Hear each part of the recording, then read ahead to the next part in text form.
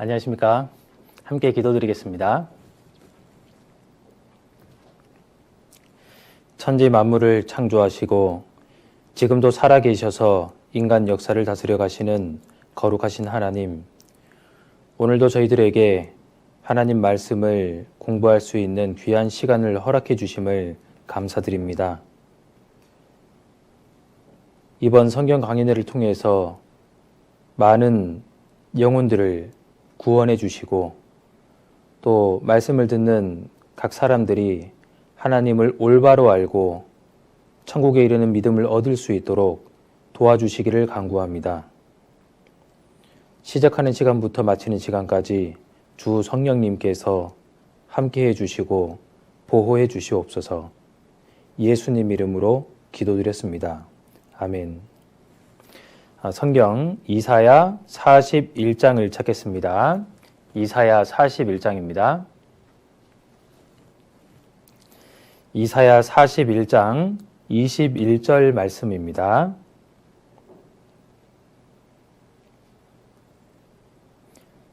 구약성경 1016페이지 이사야 41장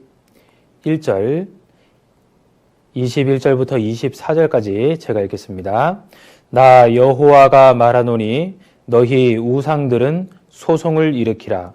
야곱의 왕이 말하노니 너희는 확실한 증거를 보이라. 장차 당할 일을 우리에게 진술하라. 또 이전 일에 어떠한 것도 고하라. 우리가 연구하여 그 결국을 알리라. 혹 장래사를 보이며 후래사를 진술하라. 너희의 신됨을 우리가 알리라. 또 복을 내리든지 화를 내리라. 우리가 함께 보고 놀라리라. 과연 너희는 아무것도 아니며 너희 일은 허망하며 너희를 택한 자는 가증하니라. 어제 우리가 하나님이 살아계신 증거에 대해서 어제부터 계속해서 증거를 살펴보고 있습니다. 하나님께서 참으로 계신 하나뿐인 창조주이심을 말씀을 하시는데 이 세상에는 많은 종교가 있다는 것이 문제입니다. 그래서 하나님을 믿으라, 예수님을 믿으라, 구원을 받아야 한다라고 이야기를 하면 너희 종교는 참 이기적이다, 독선적이다 하고 이야기를 합니다. 그런데 그것은 사실 그렇게 이야기해야 될 문제가 아닌 겁니다. 짜장면이 좋으냐, 짬뽕이 좋으냐, 어떤 걸 좋아하셔요? 나는 짜장면이 좋다. 그러면 짬뽕을 좋아하는 사람은요, 이 짜장면을 좋아하는 사람을 무시해서는 안 됩니다. 그것은 기호의 문제거든요. 나는 이런 것이 좋다, 저런 것이 좋다, 이것이 옳다고 믿어 라고 여러 방면에서 자신의 신념을 가지고 이야기할 수는 있습니다. 그런데 어떤 부분에 있어서는 그렇게 말할 수 없는 것들이 있어요. 지구가 둥그냐 네모나냐, 내가 네모나다고 믿는다고 해서 지구가 네모내지는 것이 아닙니다. 각자의 신념보다 사실이 더 우선적으로 중요한 것들이 있습니다. 이 천지 만물을 창조하신 창조주가 한 분 계시다면 나머지 신들은 다 거짓 신들이 되는 거예요. 나에게 참 아버지가, 나를 낳아주신 아버지가 이제 계시다면, 그리고 확실하다면 나머지 많은 어른들이 와서 나에게 내가 너의 진짜 아버지라고 이야기를 해봐야 그 말들은 아무 쓸모가 없는 것입니다. 그 사람들이 아무리 훌륭한 사람이라고 하더라도 그 말 자체는 아무런 의미가 없는 거예요. 그런 것처럼 천지를 창조하신 창조주가 하나님이신지 그것을 정말 우리가 깊이 있게 생각을 해봐야 됩니다. 그래서 대충 마음 가는 대로 믿으면 안 되는 겁니다. 그 종교 믿는 사람들이 다 착하대 하면서 착한 사람 많은 종교를 믿는 것도 그것이 착한 사람들과 가까워지는 계기는 될지언정 창조주를 아는 것은 아닌 거예요. 그래서 창조주를 알려면 창조주에 대한 확실한 증거가 있느냐, 이제 거기에 대해서 생각을 해봐야 됩니다. 이 성경에서는 하나님께서 천지 만물을 창조하신 창조주라고 말씀을 하십니다. 인간을 창조하시고 인간 역사를 주관하시는 분이 하나님이시라고 그렇게 말씀을 하십니다. 그런데 다른 종교 가운데 이제 그러하다라고 이야기하는 다른 종교가 없다는 거예요. 그래서 하나님이 말씀하시는 것이 사실이냐 하는 것을 우리가 확인해 보면 이제 그러면 족한 겁니다. 하나님이 말씀하신 것이 사실이면 다른 것들을 사실 얼마나 많은 종교가 있는데요. 그것을 다 살펴볼 필요가 없는 것입니다. 그리고 하나님 말씀이 거짓이라면 또 다른 종교를 또 다 살펴볼 필요도 없어요. 왜냐하면 천지 만물을 창조한 증거를 이야기하는 종교는 이 성경밖에는 없기 때문입니다. 그래서 성경이 사실이냐는 것은 너무나 중요한 겁니다. 우리 시대에 이 성경을 통해서 많은 사람들이 자신의 인생이 바뀌고 있습니다. 이 성경이 하나님을 증거하는 책이기 때문에 그래요. 단순히 좋은 말을 하는 책이라면, 그냥 읽고 마음의 감명을 얻을 정도의 책이라면 안 읽어도 됩니다. 그런데 많은 사람들이 성경이 거짓이라는 것을 증거하기 위해서 연구하다가 성경이 진리라는 사실을 발견하고 자신의 인생이 바뀌고 있습니다. 처음부터 하나님을 믿고 싶어 하는 사람들은 적습니다. 저도 저의 경우를 이야기해보자면 저를 전도하던 친구들이 있었습니다. 제가 좋아했을까요? 그렇지 않았습니다. 그 친구들과 언쟁을 일삼았습니다. 그 친구들은 제 영혼이 불쌍해서 계속해서 이야기를 했지만 저는 기분이 나빴습니다. 왜냐하면 나름대로 다른 종교가 있었거든요. 그런 제가 왜 성경을 가까이 하게 됐고 하나님을 믿게 됐고 구원을 받게 됐느냐. 그것은요, 증거가 있으니까 그런 거예요. 증거가 없다면 너는 너 믿고 싶은 대로 믿고 나는 나 믿고 싶은 대로 믿겠다. 그러니까 건들지 마라. 서로 존중하는 것이 옳지 않냐라고 이야기했을 겁니다. 인간적으로 멋진 말입니다. 그런데 창조주 하나님이 사실이라면 제가 믿던 종교는 거짓이 되는 것이 당연한 거예요. 그래서 성경을 따지듯이 공부를 해봤습니다. 근데 따지듯이 공부해보는 것도 좋은 태도예요. 그러니까 사실인지 한번 확인해보자. 이제 그런 것이잖아요. 그러한 태도로라도 성경을 공부하는 것은 여러분들 영혼에 굉장히 유익합니다. 하나님은 창조주 하나님이라고 말씀을 하셨습니다. 그래서 확실한 증거를 보이라 라고 말씀을 하셨어요. 이전에 어떤 일이 있었느냐? 그러니까 역사가 기록되기 이전의 시대까지 성경은 말씀하시고 있습니다. 어제 에덴 동산과 노아 시대에 있었던 홍수에 대해서 우리가 살펴봤어요. 근데 그것에 대한 증거들이 널려 있습니다. 너무나 많습니다. 사실 어제 제가 많은 부분들을 말씀드리고 싶어서 말을 굉장히 빠르게 했습니다. 그런데 말을 빠르게 했음에도요, 제가 가지고 있는 증거만 해도 다 보여드리지 못했어요. 한 3분의 1쯤 보여드린 것 같아요. 더 많은 증거가 필요하시면 수원교회 저에게 찾아오시면 됩니다.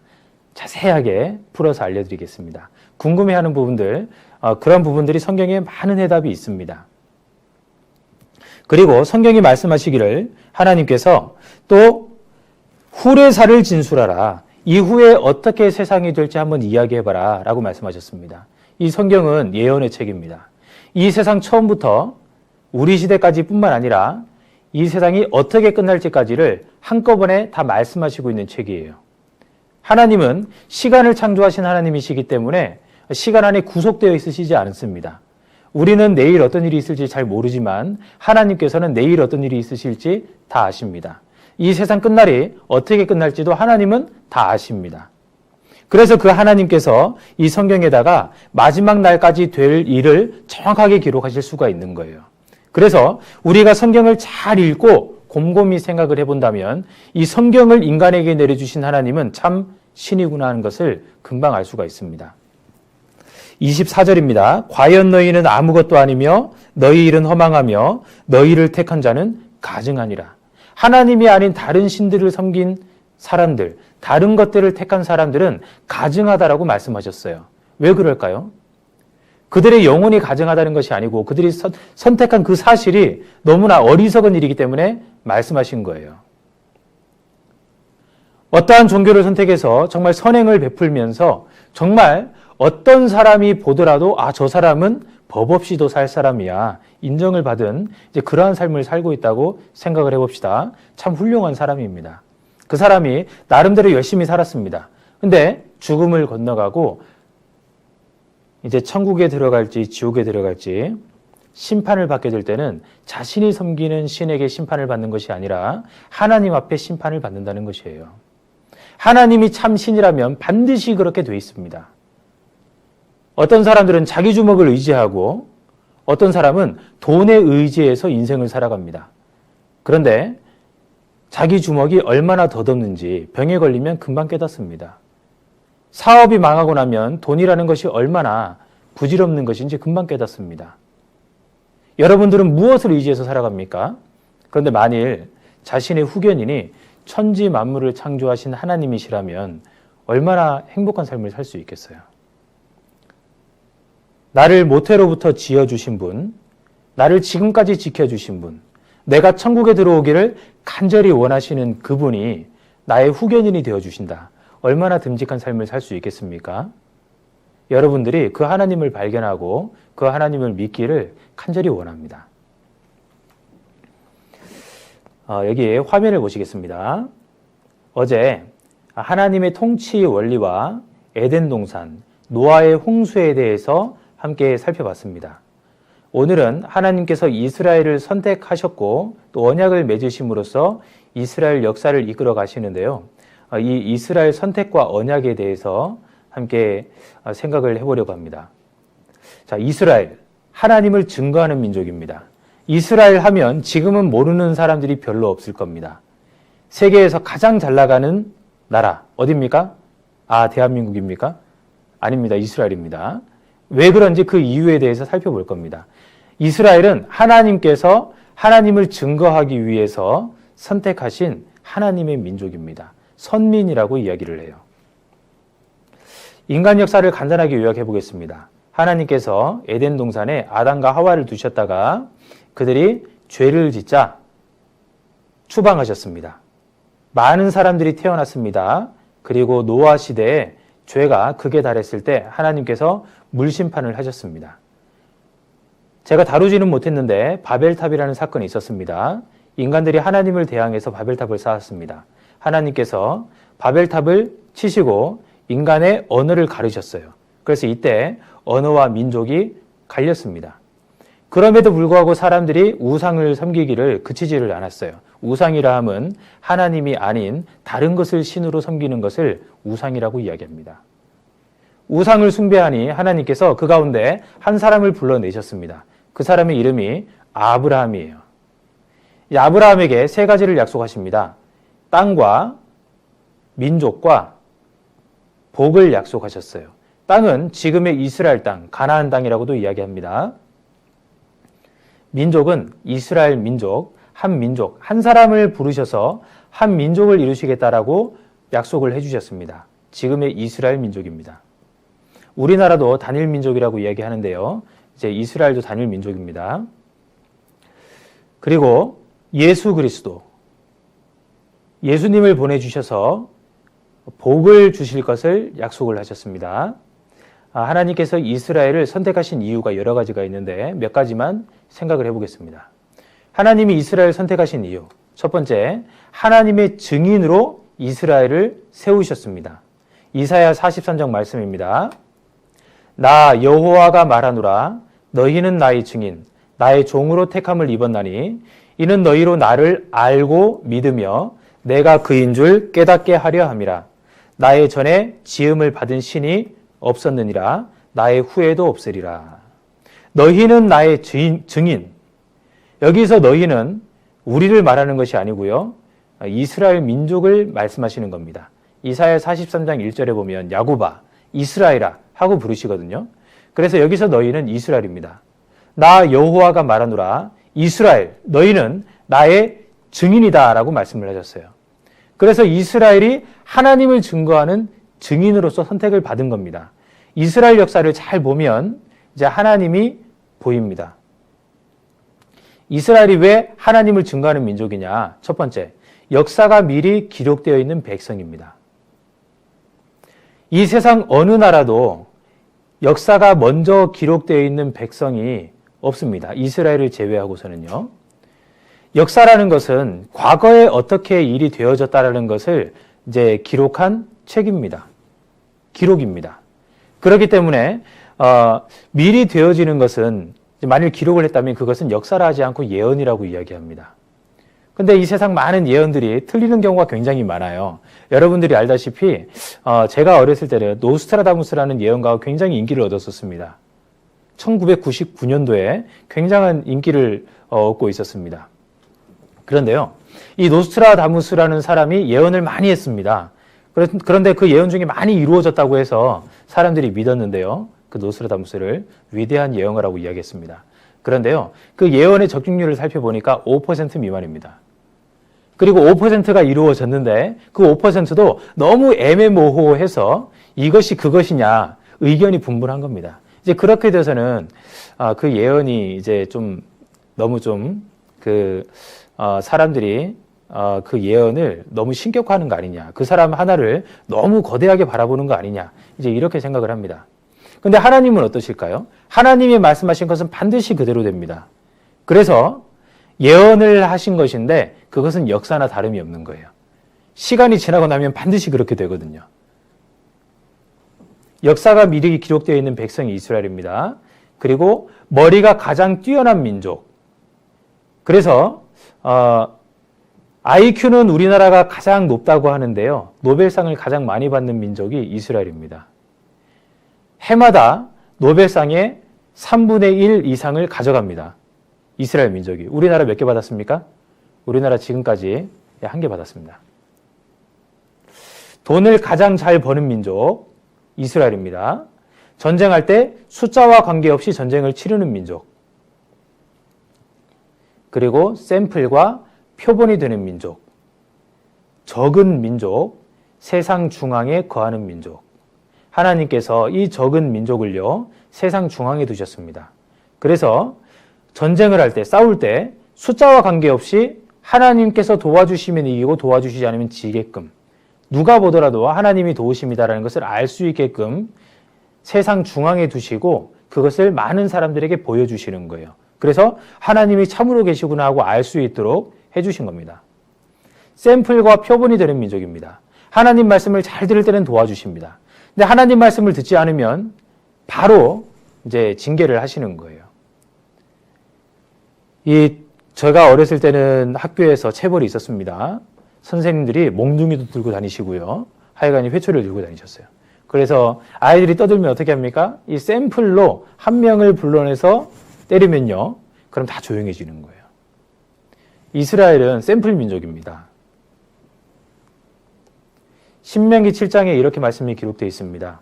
여호와께서 너희를 기뻐하시고 너희를 택하심은 너희가 다른 민족보다 수요가 많은 연고가 아니라 너희는 모든 민족 중에 가장 적으니라.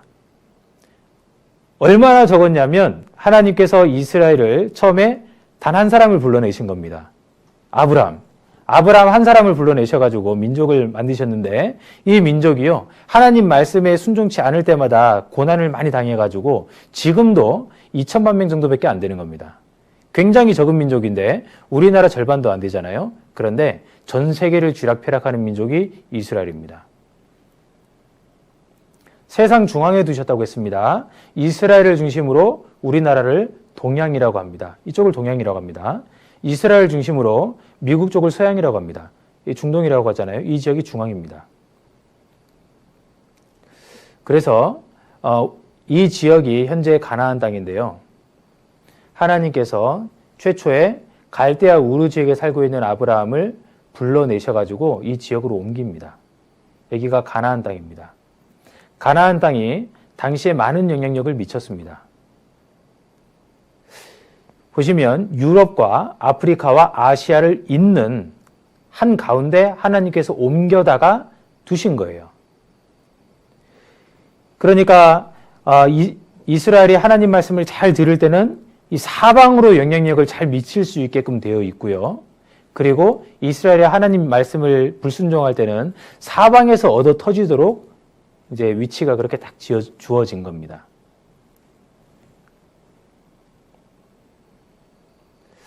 이스라엘에 대해서 건국대학교 류태현 교수님께서 하신 말씀이 있는데요. 이 류태현 교수님이 굉장한 분입니다. 우리나라를 이렇게 일으켜 세우는데 절대적인 역할을 하신 분 중에 한 분입니다. 이제 우리나라가 먹고 살기가 너무나 어려운 시절이 있었습니다. 6.25 전쟁 이후에 자원도 없고 돈도 없고, 그리고 이 들은요 완전히 황폐했었어요. 산에 나무가 없었습니다. 근데 그때 이스라엘에 찾아가서 그들의 농업 기술을 배우고 이제 우리나라에 이제 이스라엘에 있었던 그 조직을 우리나라에 그대로 접목을 해가지고 이 새마을 운동을 시작한 분입니다. 정말 대단한 분입니다. 이분이 이스라엘에 대해서 너무나 잘 아시는데요. 이분이 하시는 말씀을 같이 들어보겠습니다. 자, 여러분 안녕하세요. 오늘은 세계 여러 종족들이 흩어져서 살고 있는데 거기에 하나의 조그마한 소수민족에 대해서 생각하면서 우리의 실생활에 도움이 되는 여러 가지를 조명해보고자 합니다. 조그마한 아주 중동의 조그마한 땅에다가 나라를 세우고 사는 작은 종족이 하나 있어요. 그 종족을 옛날 말로 말하면 히브리 종족이라고 그래요. 요즘에는 그걸 유대 종족이라고, 유대민족. 또 유대민족보다 더 알기 쉽게 말하면은 유대민족이 나라를 세웠는데 그 나라 이름을 이스라엘이라고 한다고. 그럼 이스라엘은 많이 알려져 있잖아요. 그러면서 그 민족을 보니까 세상에 우리에게 지금 많이 알려졌지만은 몇 가지만은 들어서 다시 얘기를 한번 해본다면요. 공부, 여러분들 되게 어머니들 또 아빠들 계시는데 자녀들 교육시키는데 관심 많잖아요. 예. 근데 공부 잘하기로 말하면 이 사람들이 세계 으뜸이다 그래요. 그래서 어째서 으뜸이냐 그랬더니 노벨상을 받은 사람 전체 수요의 26%가 유대민족이래요. 거기다가 노벨 과학상을 받은 사람은 60%래요. 아유, 교수님 노벨 과학상이란 거 없는데 들어보지도 못했는데 그러시죠? 근데 노벨 물리학상, 노벨 화학상, 노벨 의학상 이게 받은 사람이 이게 노벨 과학상이라고 그래요. 이 세 분야를 받은 사람은 전체 수요의 60%가 유태인이요. 이야, 대단하지요? 뿐 아니에요. 미국에 가면은 미국의 대학들이 전부 한 6,000개가 있어요. 미국에. 근데 그 중에 약 3,000개가 어크레디테이션을 받았다고 그래요. 말하자면 학력 인정을 받아서 일정한 수준으로 대학이 대학답게 인정을 받는 그런 3,000개 대학에 있는 모든 교수들의 25%가 유태인이래요. 그리고 거기 뭐 대학원 원장이다, 총장이다, 학장이다, 학회 회장이다, 이름 낸 사람들은 다 유태인이다. 이렇게 자랑을 할 만큼 공부 잘하기로 유명한 민족이다 그 말이에요. 또 두 번째, 돈을 잘 벌기로 말하면 세상에 유대인을 따라갈 도리가 없어요. 세계적으로 돈 많은 사람은 거의 다 유태인이에요. 미국에 여러분 다녀오신 분 계셔서 아시겠습니다만은 큰 빌딩, 큰 은행, 큰 백화점 거의 90%가 유태인이에요. 어떻게 뭐 돈을 잘 버냐 이게요. 예. 세계 곡물 시장 유대인들이 꽉 쥐고 있어요. 우리 쌀을 판다, 산다, 밀가루를 산다, 옥수 산다. 이건 유대인 통하지 않고는 살고 파지를 못 오도록 100% 쥐고 있어요. 또 무기 시장 미사일을 산다, 무엇을 판다, 비행기를 산다. 이것도 유대인들이 꽉 쥐고 있어요. 이게. 허리우드에 LA 저쪽 허리우드에 갔더니 세계 필름, 영화 필름 보고 모든 거 유대인들이 꽉 쥐고 있어야 돼. 도대체 어떻게 되냐 이게. 이 중동의 조그마한 땅에다가 나라를 세워가지고 나라를 지켜나가는데 또 자기 조국의 요즘 말로 하면 안보, 뭐 국방, 민족을 지키는 그 의식이란 건 또 너무 강해요.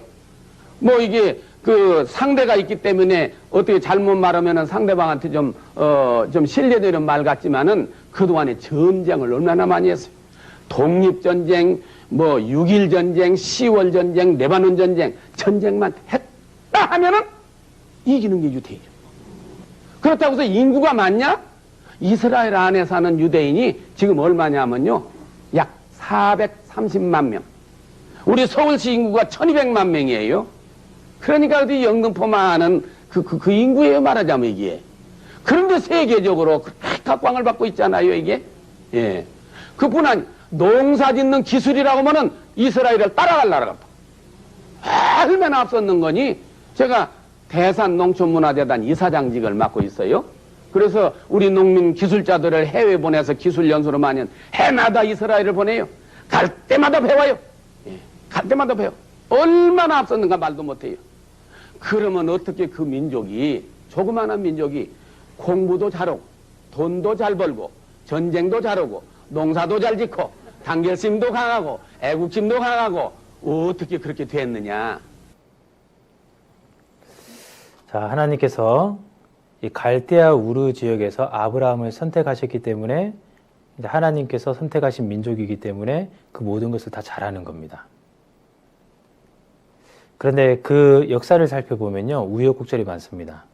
하나님이 함께 하시기 때문에 많은 기적의 역사가 함께하고 있는데 그들이 하나님께 불순종했을 때 철저하게 하나님께 매를 맞기 때문에 이제 또 그 인생이 너무나 그 역사가 너무나 비참한 역사도 있는 거예요.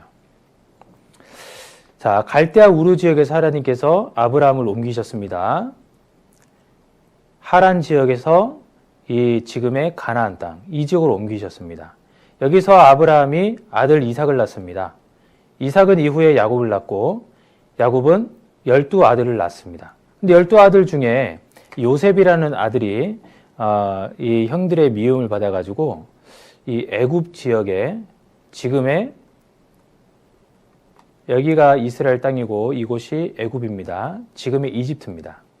이곳으로 종으로 팔려갑니다. 근데 여차저차해서 하나님의 도우심이겠죠. 그래서 이곳에서 총리 대신이 됩니다.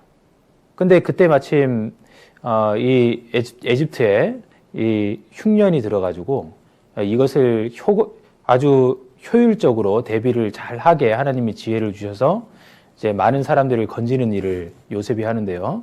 그때 자기 가족들을 용서하고 다 받아주는 거예요. 총리의 가족들이니까 대우를 잘 받았겠죠. 근데 시간이 흐르면서 여기서 대우를 잘 받으니까 민족이 급속도로 불어났습니다. 그래서 나중에는 200만 명 가까이 인구가 불어났는데요. 근데 그때 이제 이 애굽 땅에서 박해가 시작이 됐습니다. 왜냐하면 그 이스라엘 사람들은 다른 나라 사람들하고 잘 섞이지를 않거든요. 왜냐하면 우리는 하나님이 선택한 민족이야 하는 아주 자부심이 있었습니다. 그리고 이스라엘 민족이니까 하나님만 섬기잖아요. 다른 신을 섬기지를 않으려고 하는 거죠. 배척합니다. 그러니까요, 그 나라에서 섬기는 신들이 있는데 그것은 하등한 것으로 보고 그리고 미개하게 바라보면서 자신들만 이렇게 꿋꿋하게 자신들끼리만 잘 살려고 하니까 그것이 보기 싫은 데다가 또 숫자가 기하급수적으로 늘어나는 거예요. 그래서 이 애굽에서 이스라엘 백성들을 탄압했습니다. 그러다가 이제 숫자가 너무 많아지니 안 되겠다. 이 사내 아이들이 태어나면 다 죽여버려라. 이제 그런 지경까지 이르게 된 겁니다. 그때 이스라엘 백성들이 하나님께 부르짖습니다. 하나님 도와주십시오. 그래서 그때 하나님께서 그들을 건지기 위해서 한 사람을 보내시는데 그 사람이 모세라는 사람이에요. 성경 창세기, 출애굽기, 레위기, 민수기, 신명기 그 앞에 있는 이 성경 5권이 굉장히 중요한 이 성경의 기초가 되는데요. 그것을 기록한 사람이 모세라는 선지자입니다. 하나님께서 모세를 보내셔서 이 애굽에 10가지 재앙을 내리게 하시고 결국에 이스라엘 백성들을 다 이끌고 이제 끌고 나오게 하십니다.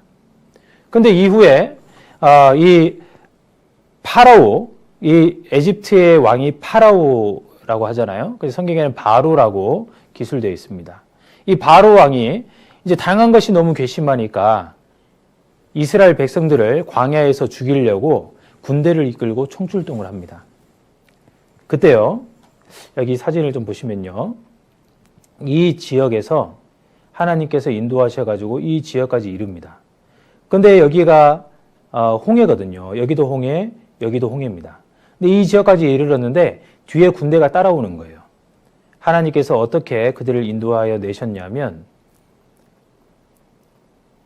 모세를 통해서 바다를 가르셨습니다. 여기 바다가 우뚝 선 거 보이시죠?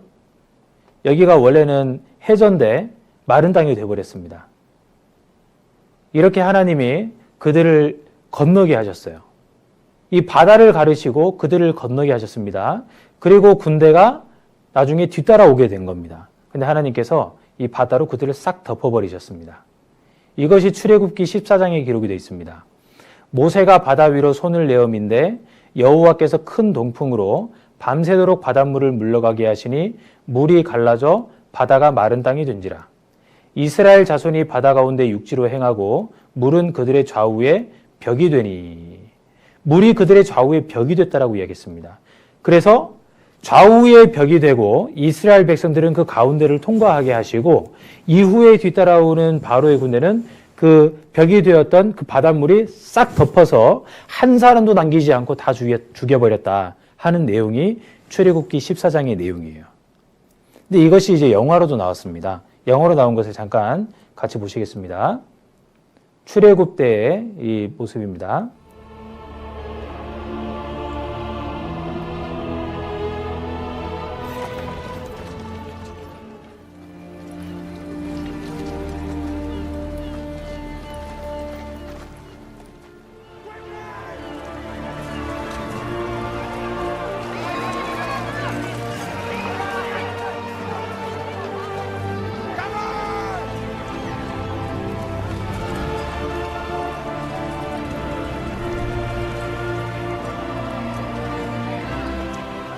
바닷물이 계속 물러가서요. 이제 마른 땅이 되어버렸습니다.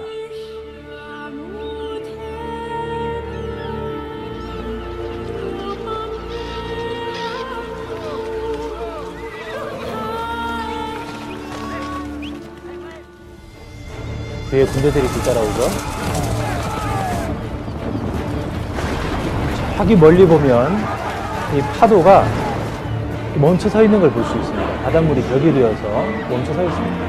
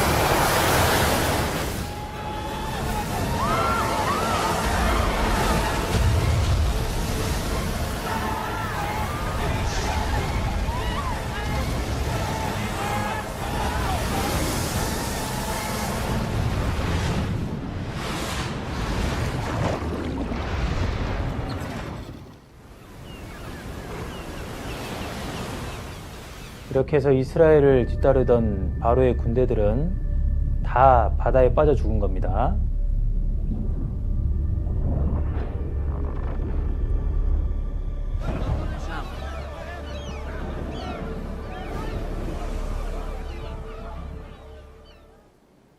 자, 이 내용이 어디까지 사실일까?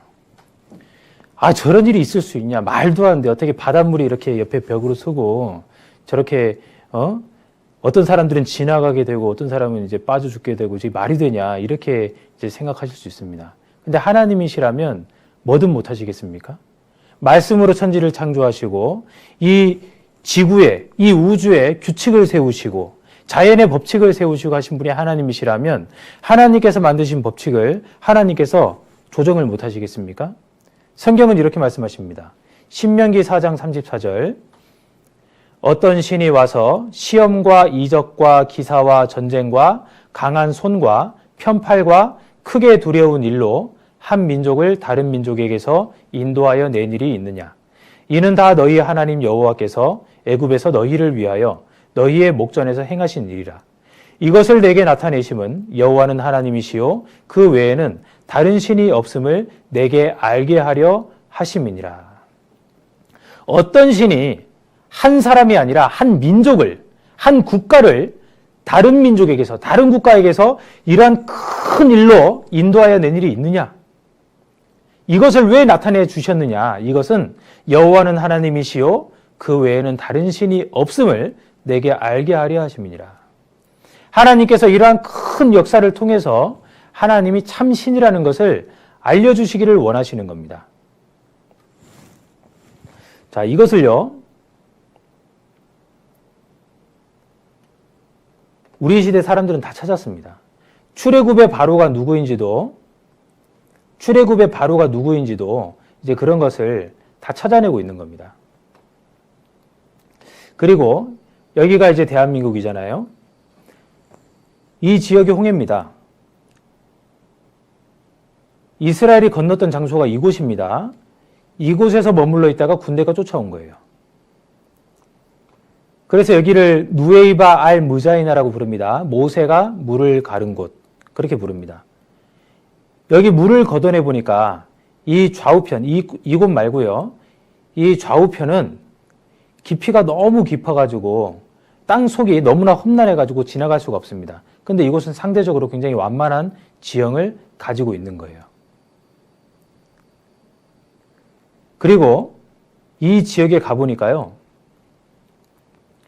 이 바다 속에 병거바퀴가 보관되어 있는 겁니다. 산호에 둘러싸여져 가지고 지금까지 병거바퀴가 보관이 되어 있는 거예요. 하나님께서는 증거를 남겨주십니다. 말도 안 돼 라고 생각을 했는데, 그런데 그 말도 안 되는데 그 바다 속에 병거바퀴가 있는 거예요. 하나님께서 증거를 남겨주시는 겁니다. 그리고 이스라엘 백성들이 바다를 건너서 광야 생활을 하는데요. 이 지역을 찾아가서 보니까 이렇게 바위에 글들이 새겨져 있습니다. 이 히브리어로 기록이 되어 있는데요. 바람이 불고 그리고 바다가 갈라졌고 그들이 건너갔다. 그런 뜻의 히브리어입니다. 모세가 바위를 쳐서 물을 냈다는 무리바 반석이 나오고요. 그리고 금송아지를 섬겼던 금송아지 단도 그대로 지금까지 이것이 보관이 되어 있습니다.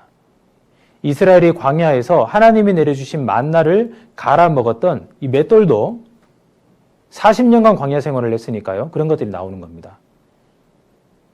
그리고 하나님께서 내려주신 식양대로 성막을 만들고 성막 안에 기물을 만들었는데 이 7 촛대가 그 모양 그대로 이렇게 바위에 새겨져 있는 것들을 발견을 한 겁니다.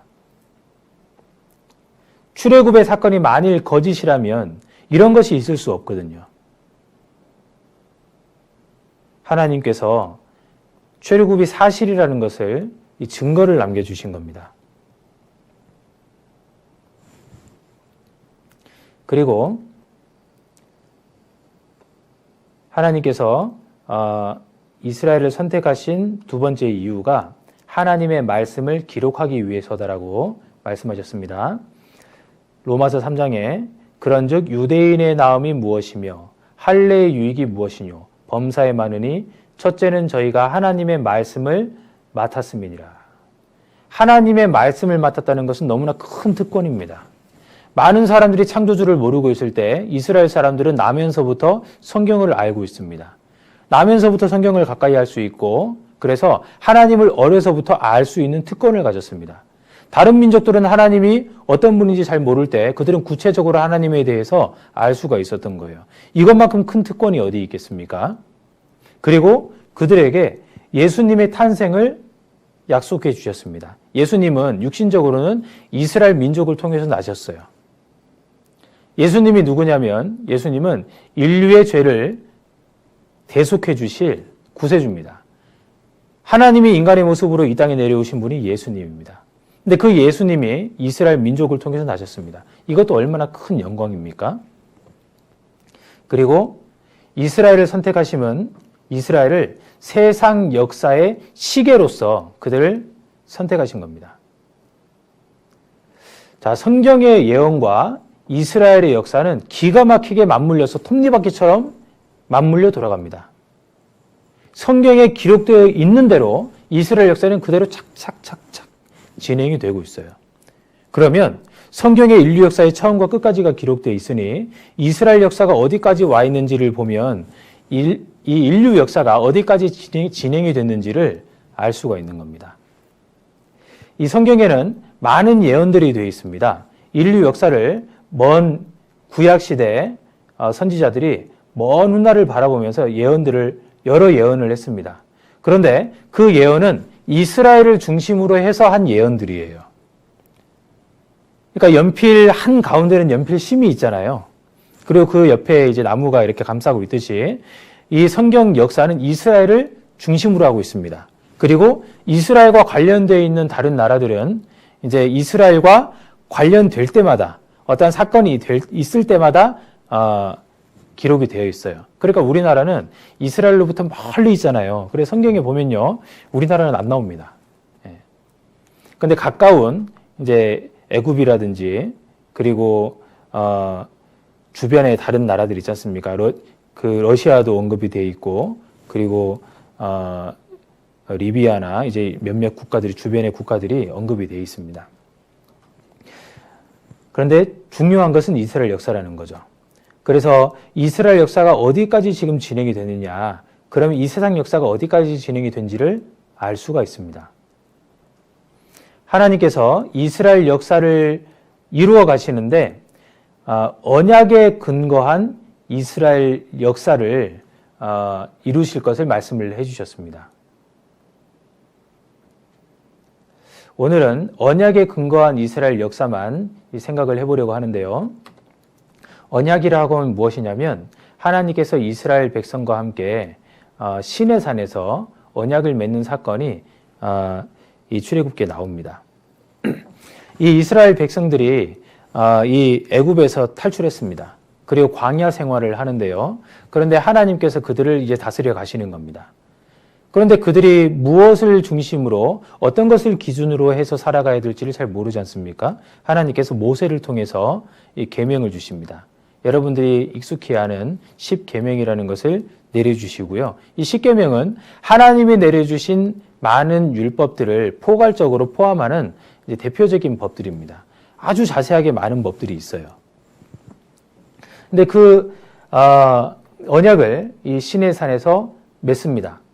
근데 그것을 요약해서 이야기해 보면 하나님께서 이스라엘을 증인으로 세우시고 이 복과 화를 내리시는 이 방법으로 하나님을 증거하시겠다 하는 그것이 시내산 언약이에요. 하나님이 이스라엘과 맺은 언약, 이 시내산에서 그 둘 사이에 말씀으로써 언약을 맺습니다. 율법입니다. 그래서 순종하면 복을 내리고 불순종하면 저주를 내리겠다. 이 내용입니다. 그래서 하나님 말씀을 잘 들으면 그들은 잘 살게 되는 거예요. 하나님 말씀에 불순종하면 잘 못 살게 되는 겁니다. 근데 얼마만큼 잘 살게 되느냐? 하나님을 증거할 만큼 잘 살게 돼야죠. 어떤 사람이 보더라도 저가 하나님이 안 도와주면 저렇게 될 수가 없어. 그런 어떤 사건들이 있을 수 있지 않습니까? 이스라엘 역사가 그렇다라는 거예요. 그래서 많은 민족들이 봤을 때 이스라엘 역사를 보니까 와, 진짜 하나님 계시네. 그렇게 이야기할 수밖에 없게끔 복을 내려주신다는 겁니다. 저주를 내리실 때도요, 이만큼 비참할 수가 없을 정도로 저주를 내리신다는 겁니다. 복과 저주를 내리시는 것을 통해서 하나님을 증거하시겠다. 이렇게 말씀을 하셨습니다. 그 내용을 간략하게 살펴보면요, 다음과 같습니다.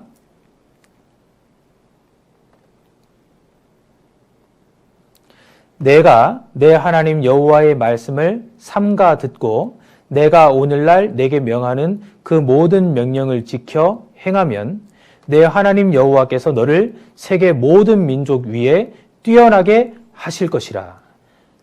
이거 정말 놀라운 말씀 아닙니까? 너를 세계 모든 민족 위에 뛰어나게 하실 것이라.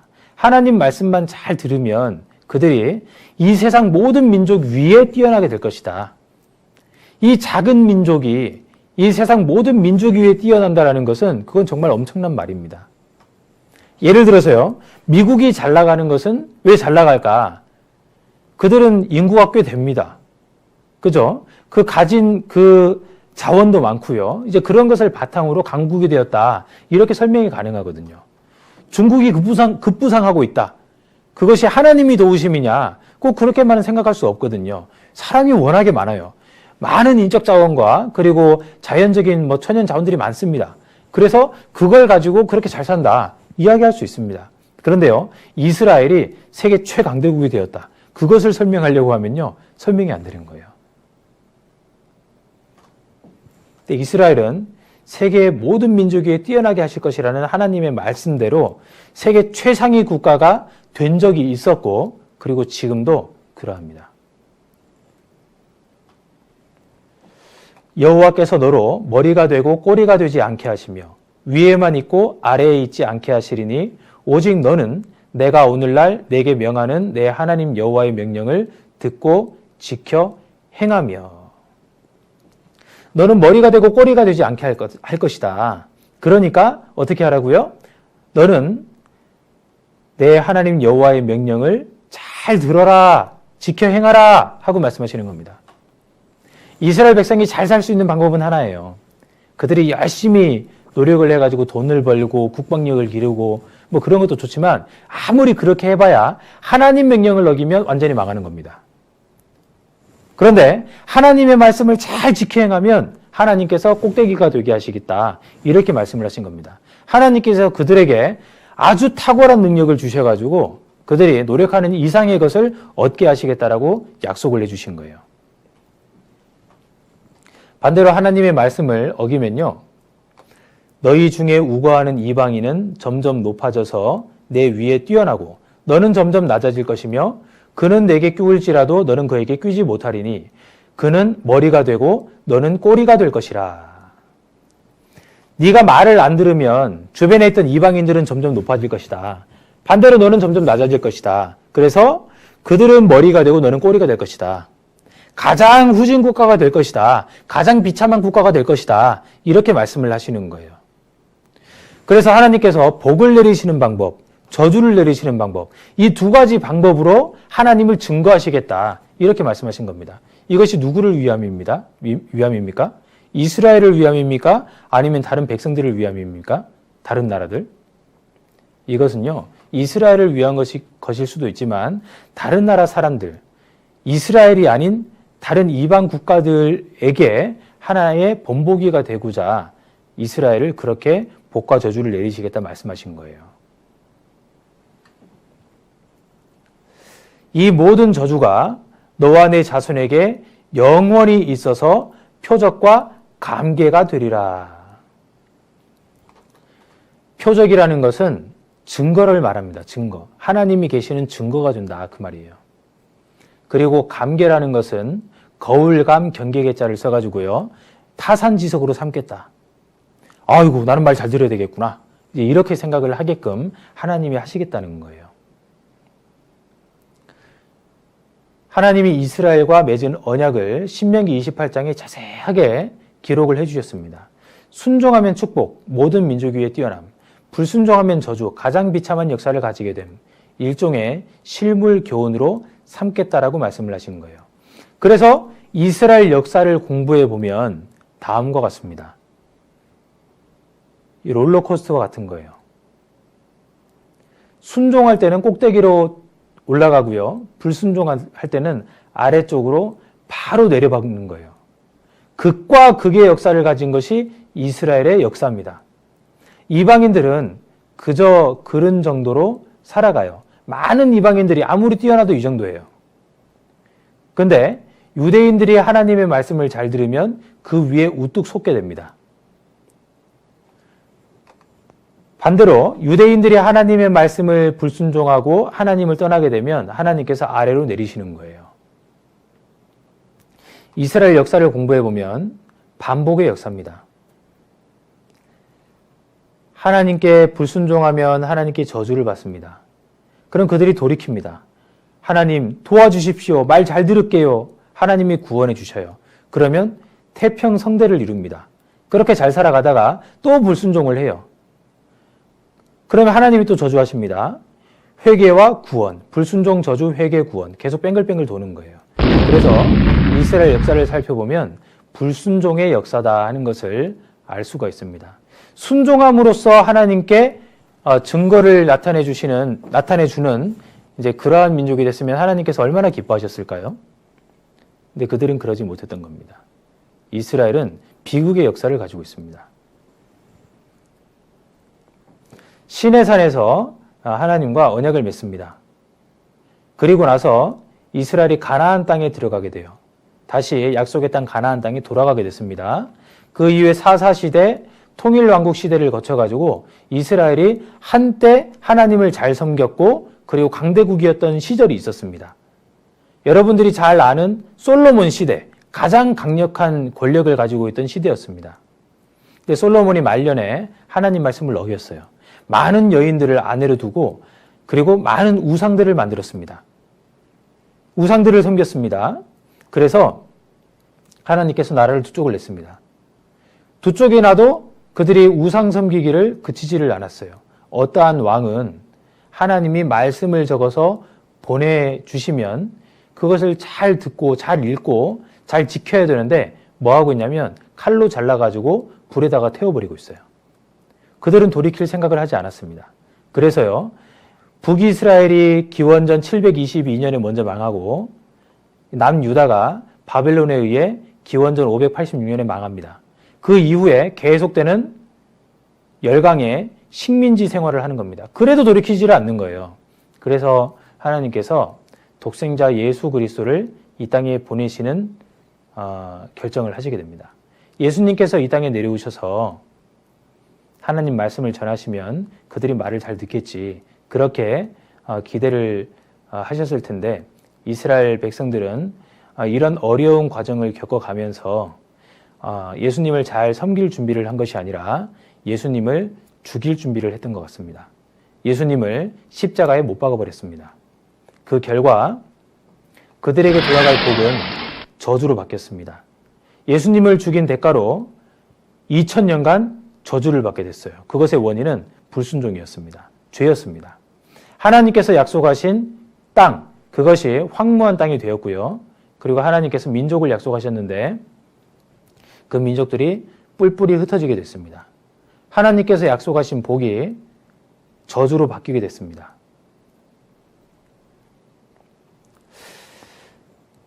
백성이 다 대답하여 가로되 그 피를 우리와 우리 자손에게 돌릴지어다. 예수님이 십자가에 달려 돌아가실 때 다른 나쁜 사람들, 그러니까 어떤 나쁜 세력들에 의해 다른 민족들에 의해서 죽임을 당하신 게 아니었습니다. 하나님이 선택하신 하나님의 백성에 의해서 십자가에 못 박히게 됐어요. 오히려 당시에 로마에 이제 로마에서부터 파견된 이스라엘을 다스리는 총독이 있었습니다. 빌라도라는 총독이에요. 빌라도는 예수님 뒷조사를 다 해봤습니다. 근데 예수님만큼 선하신 분이 없거든요. 그리고 예수님만큼 올바르고 정의로운 분이 없으신 거예요. 예수님이 하시는 말씀은 다 맞는 거예요. 그런 조금의 죄도 저지르지 않았습니다. 그래서 이 빌라도가요, 예수님을 살려주려고 노력을 합니다. 그런데요, 이스라엘 백성들은 예수님을 죽여라 하는 거예요. 결국에 폭동이 일어날 것 같으니까 빌라도가 겁을 먹었습니다. 그래서 비겁해졌어요. 대야에 손을 씻으면서 이 사람의 피에 대하여 나는 무죄하니 너희가 당하라. 내가 죽여달라고 하니 죽여주기는 하는데 나는 내가 죽이고 싶어서 죽이는 거 아니다. 너희들이 죽여달라고 하지 않았느냐. 그 피는 너희가 당하라. 라고 이야기를 했습니다. 그러자 이 유대인들이 그 피를 우리와 우리 자손에게 돌릴지어다 하고 이야기를 합니다. 이것이 얼마나 두려운 말이고 무서운 말인지 그들은 당시에 몰랐을 겁니다. 근데 그 결과는 너무나 혹독했습니다. 여러분, 모르고서 함부로 말하면 안 됩니다. 모를 때는 그냥 가만히 있는 것이 2등이라도 간다 이런 말 들어보셨잖아요. 근데 진짜 모르고서 함부로 이야기를 했다가 낭패를 당하는 일이 있는데 하나님 있으면 나와보라고 그래. 이런 이야기 함부로 하는 거 아닙니다. 하나님 계시거든요. 죽으면 나 알아서 잘할 테니까 내가 알아서 내 인생 잘 살 수 있으니까 내 인생 신경 쓰지 말라고. 내 영혼 걱정하지 말라고. 그런 말도 함부로 하는 거 아니에요. 여러분은 여러분의 영혼을 책임질 수 있는 그런 능력은 없습니다. 나중에 후회할 수 있거든요. 그래서 후회할 수 있는 그러한 상황에서의 말은 하면 안 됩니다. 그 피를 우리와 우리 자손에게 돌릴지어다. 그 말의 대가는 너무나 끔찍했습니다. 예수님이 십자가에 돌아가시고 AD 70년에 예루살렘에 큰 학살이 있었습니다.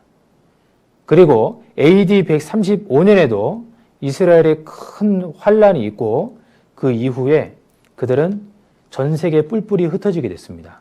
예수님은 이 사실을 너무나 잘 아셨어요. 예수님은 하나님이시라고 말씀드렸습니다. 예수님은 자신이 어떠한 일을 당할지 다 아셨습니다. 그래서 이렇게 말씀을 해주셨어요.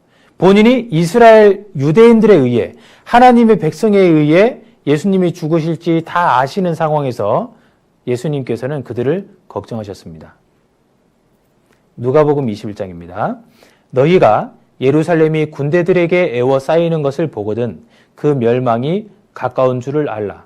그때에 유대에 있는 자들은 산으로 도망할지며 성내에 있는 자들은 나갈지며 촌에 있는 자들은 그리로 들어가지 말지어다. 이 날들은 기록된 모든 것을 이루는 형벌의 날이니라. 그날에는 아이벤 자들과 젖먹이는 자들에게 화가 있으리니 이는 땅에 큰 환난과 이 백성에게 진노가 있겠음이로다. 저희가 칼 아래 죽임을 당하며 모든 이방에 사로잡혀 가겠고 예루살렘은 이방인의 때가 차기까지 이방인들에게 밟히리라. 예루살렘이 군대들에게 에워싸일 것이다. 그날은 기록된 모든 것을 이루는 형벌의 날이니까 너희들 다 도망가라 하고 이야기를 했습니다. 그리고 그 결과 저희가 칼날의 죽임을 당하고 모든 이방에 사로잡혀 가겠고 예루살렘은 이방인의 때가 차기까지 이방인들에게 밟힐 것이다. 이렇게 말씀을 해주셨습니다. 모든 것을 이루는 형벌의 날이라고 했잖아요. 예수님 오시기 1500년 전에 성경은 이렇게 증거하고 있습니다. 끝까지 너희가 하나님 말씀을 듣지 않고 돌이키지 않거든 내가 대적에게 에워싸이고 맹렬히 쳐서 곤란케 함을 당함으로 내 하나님 여호와께서 내게 주신 자녀 곧 내 몸에 소생의 고기를 먹을 것이라. 네가 끝까지 하나님의 말씀을 어기면 너 네 아들 딸을 잡아먹는 날이 올 것이다라고 경고하고 있습니다. 유순하고 연약한 부녀라도요. 그 다리 사이에서 나온 태와 자기의 낳은 어린 자식을 가만히 먹으리니 남들이 볼까 몰래 먹는다는 얘기예요. 자기 자식을. 이는 내 대적이 내 생명을 에워싸고 맹렬히 쳐서 곤란케 함으로 아무것도 얻지 못함이리라. 그래서 예수님께서 이렇게 말씀하셨습니다. 날이 이를지라 내 원수들이 토성을 쌓고 너를 둘러 사면으로 가두고 또 너와 및 그 가운데 있는 내 자식들을 땅에 메어치며 돌 하나도 돌 위에 남기지 아니하리니. 그러니까 이 원수들 군대들이 이 성을 에워싸는 것을 보거든 도망가라 라고 말씀을 해주셨습니다. 자신을 죽인 유대인들에게 예수님은 그들을 위한 말씀을 해주신 거예요. 실제로 그러한 일이 있었습니다. 예수님이 돌아가시고 40년 정도가 흘러서 이 유대인의 이 예루살렘 성이 둘러싸인 적이 있었어요. 로마의 타이터스 장군이 와서요. 이 지역을 토성으로 둘러쌌습니다. 티투스는 성 주변에 토성을 쌓도록 명령했다. 밤낮을 이은 공사 끝에 성벽을 외부와 완전 차단시키는 7킬로의 토성은 완성됐다. 옛부터 예루살렘이 거듭 외침을 입으면서도 토성으로 둘러쳐진 적은 이때뿐이다. 예수님 돌아가시고 한 40년 있다가 둘러싸여졌습니다. 그런데요. 예수님이 보라, 내 원수들이 토성으로 너를 둘러서 너를 공격할 것이다. 말씀을 하셨습니다. 실제로 이런 일이 생겼고 그리고 실제로 자식을 잡아먹는 일이 있었습니다. 굶주려 견디지 못해 자식을 잡아먹다. 이때 너무나 많은 사람들이 학살을 당했습니다. 토성으로 둘러친 이유가 뭐냐면요. 예루살렘은 너무나 견고한 성입니다. 공격을 해도 쉽게 함락을 할 수가 없어요. 천연 요새거든요. 그래서 어떤 방법을 썼냐면 토성으로 둘러치고 아무도 안에 들어갈 수 없게 하고 나오지도 못하겠습니다. 그래서 그 안에 있는 사람들이 굶기 시작한 거예요. 힘센 사람들이 힘 약한 사람들의 먹을 것을 다 강탈해 갔습니다. 약한 사람들은 굶다 못해 자기 자식을 잡아먹게 된 거예요. 나중에 저항이 잦아들자 그 성 안으로 들어가 봤습니다. 근데 고기 굽는 냄새가 나는 거예요. 아니, 먹을 것이 어디 있어서 저들이 고기를 굽고 있는가? 가서 확인해 봐라. 확인을 해보니 자식들을 잡아먹고 있는 겁니다. 타이터스 장군이요. 원래 그렇게까지 안 하려고 했습니다. 근데 자식을 잡아먹는 것이 인간이냐? 다 죽여버려라. 이렇게 명령을 내렸습니다. 그래서 성 안에 있던 사람들이 다 죽어버렸습니다. 110만 명의 사람이 죽었습니다. 이 기록에 의하면 피가 발목까지 찼다고 합니다. 어마어마한 학살이 있었습니다. 왜 그런 학살이 있었느냐? 그 피를 우리와 우리 자손에게 돌릴지어다. 그들은 잘못된 선택을 했던 거예요.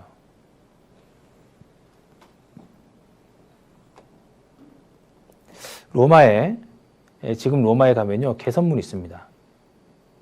이 개선문이 티투스 장군이 승리를 하고 돌아올 때 그 아버지 베스파시안 황제가 만들어준 개선문이에요.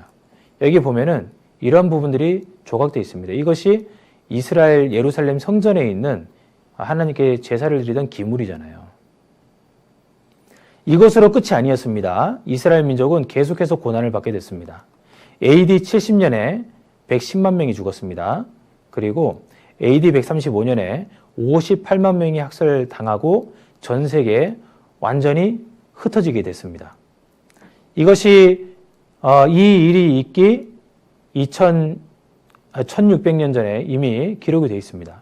내가 너희를 열방 중에 흩을 것이요 내가 칼을 빼어 너희를 따르게 하리니 너희의 땅이 황무하며 너희 성읍이 황폐하리라.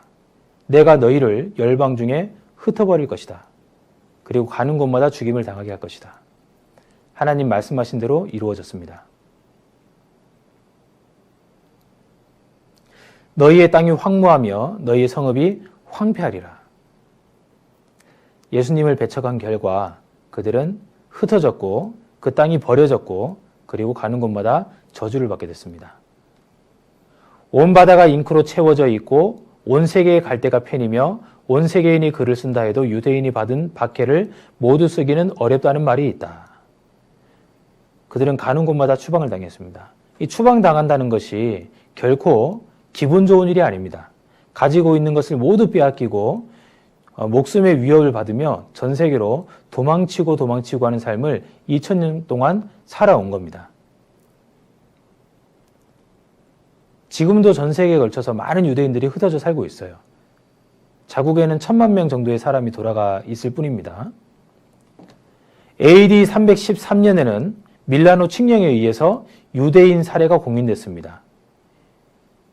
이제 AD 300년경에 로마의 황제가 로마의 황제가 이제 기독교로 개종을 했습니다. 그러니까 황제가 기독교를 기독교를 믿게 되니까 많은 다른 사람들도 당연히 이제 기독교로 개종을 하게 되겠죠.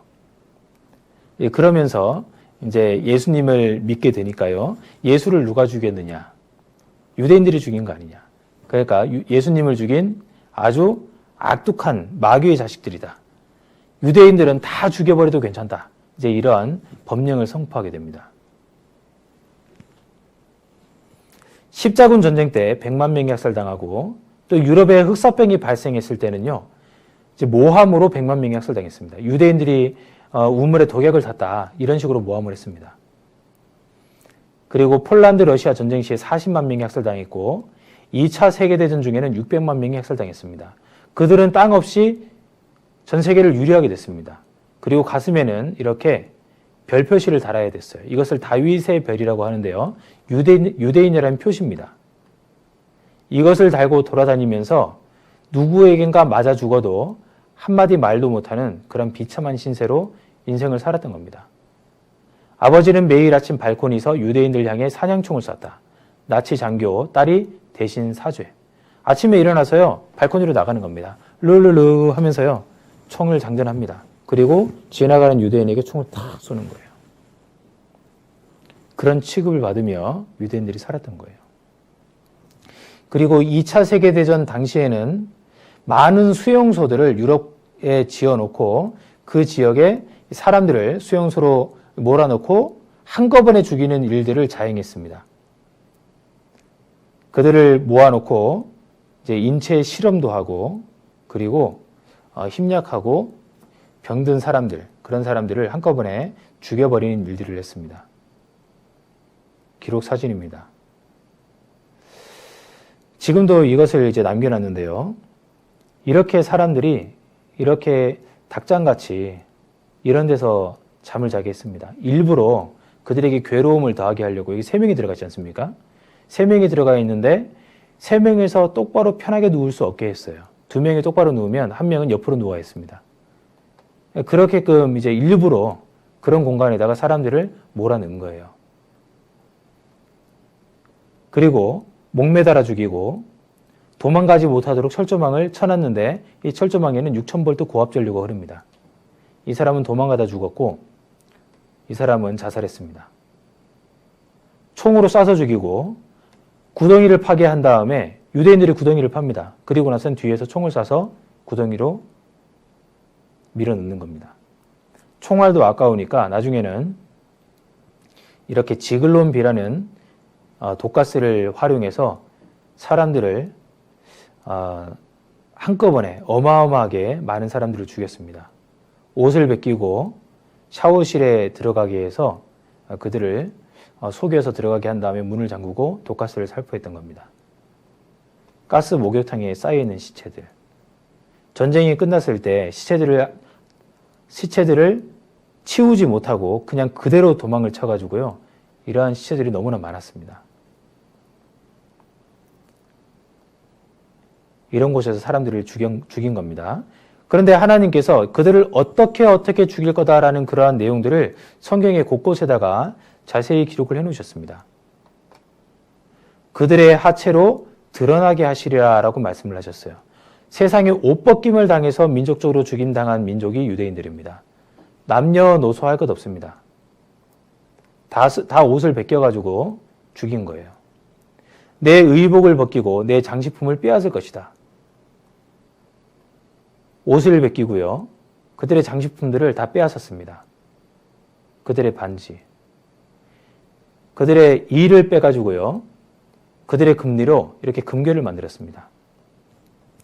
그때 썩은 냄새가 향을 대신하고 노끈이 띠를 대신하고 대머리가 숱한 머리털을 대신하고 그리고 자자한 흔적이 고운 얼굴을 대신할 것이다.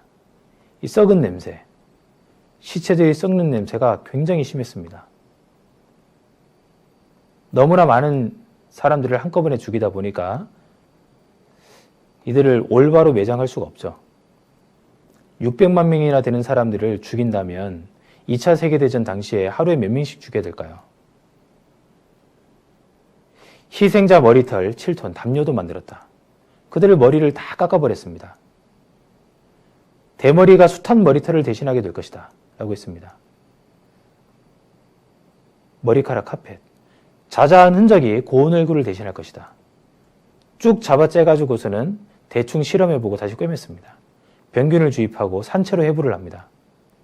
이러한 일들을 자행했던 겁니다. 1939년 1월 히틀러는 체코슬로바키아에서 독일어를 쓰는 지역을 합방하고 전쟁을 계획했다. 그러면서도 공식적으로는 모든 전쟁을 유대인 탓으로 돌렸다. 기록 영상입니다. Dann wird das Ergebnis nicht die Bolschewisierung der Erde und damit der Sieg des Judentums sein, sondern die Vernichtung der jüdischen Rasse in Europa.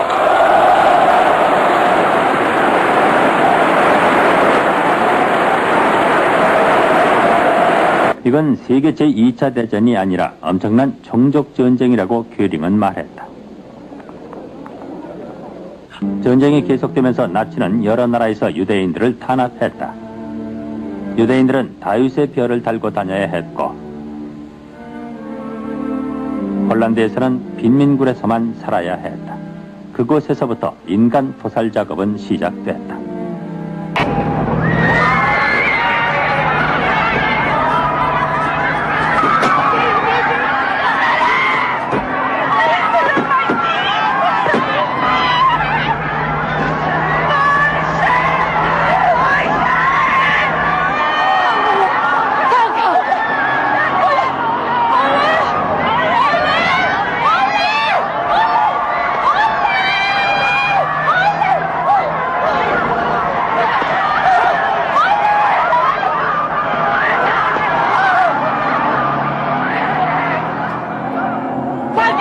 저 아이들은 죽으러 가는지도 모르는 거예요.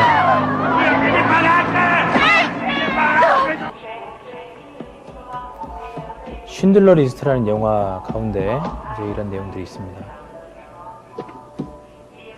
자기를 잡으러 오는 그 군인들을 피해가지고 제 숨는 데가 어딘지 아십니까? 저희가 화장실입니다.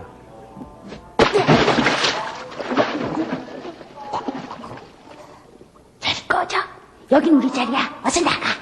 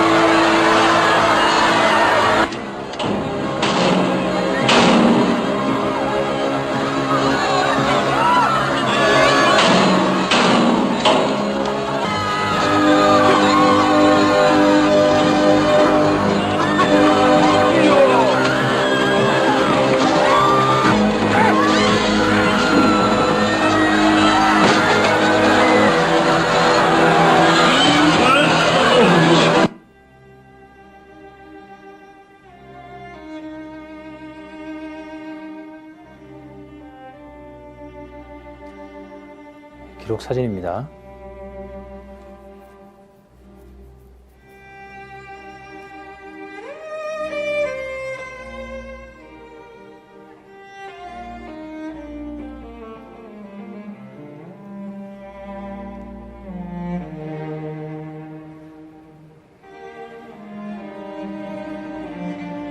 그곳에 들어가면 사람들이 비명을 질렀습니다. 모두들 어찌할 바를 모르고 손톱으로 벽을 긁으며 가스에 질식할 때까지 울부짖었습니다. 지금도 눈을 감으면 그 모습이 떠오릅니다. 아이를 품에 안고 서 있던 어머니들의 마지막 모습이. 신명기 28장 66절에 내 생명이 의심나는 곳에 달린 것 같아서 주야로 두려워하며 내 생명을 확신할 수 없을 것이라. 내 마음의 두려움과 눈에 보는 것으로 인하여 아침에는 이르기를 아하 저녁이 되었으면 좋겠다 할 것이요 저녁에는 이르기를 아하 아침이 되었으면 좋겠다 하리라. 정말 이렇게 비참한 인생을 살게 되는 그러한 민족들이 또 있었을까요? 2000년이나 되는 장장 그 오랜 기간 동안 가는 곳마다 죽임을 당하며 추방당한 민족이 또 있겠습니까? 이스라엘이 그랬습니다. 600만, 이것은요 2차 세계대전 당시에만 죽은 사람 숫자입니다. 600만 유대인 학살, 나치 만행 잊지 말자. 이 나치가 나쁜 사람들이죠. 유대인들을 이렇게 죽였으니까요. 이 독일 히틀러가 그렇게 했습니다. 그런데 더 근원적인 원인이 있습니다. 히틀러만 그렇게 했습니까? 십자군도 그렇게 했고, 그리고 그 이전에도 로마 시대 때부터 계속해서 그들은 박해를 받아왔습니다. 그 근원적인 원인이 어디에 있습니까? 그것은 예수님의 피값입니다. 그들이 예수님을 죽였기 때문입니다. 이것은 인간이 지을 수 있는 죄 중에서 가장 큰 죄가 예수님을 배척하는 죄라는 것을 하나님께서 알려주시는 거예요. 인간이 지을 수 있는 죄들이 많이 있습니다. 그런데 그 죄들도 크고 작은 죄들이 있잖아요. 그런데 인간이 지을 수 있는 가장 큰 죄는 예수님을 배척하는 죄입니다. 장장 1900년 동안 저주를 받았다는 것은 예수님을 배척하면 인간이 영원한 지옥에 떨어질 것이라는 것을 말씀해 주시는 거예요.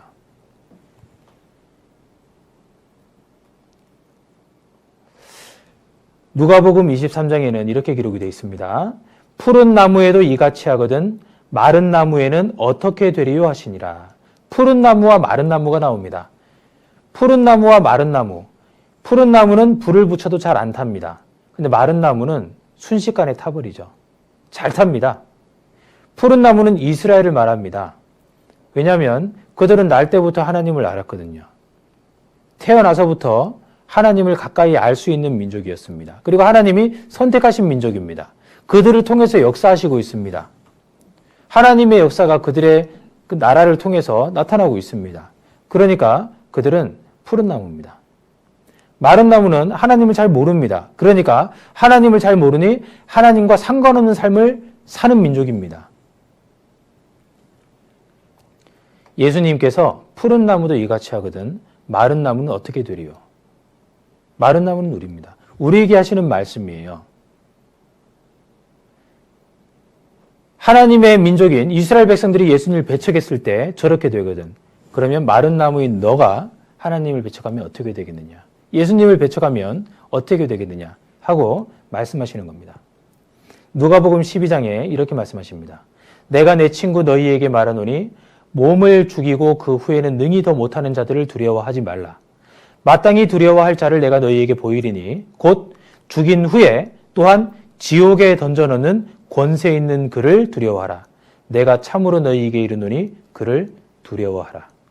죽인 후에 또한 지옥에 던져넣는 권세 있는 자가 있습니다. 하나님입니다.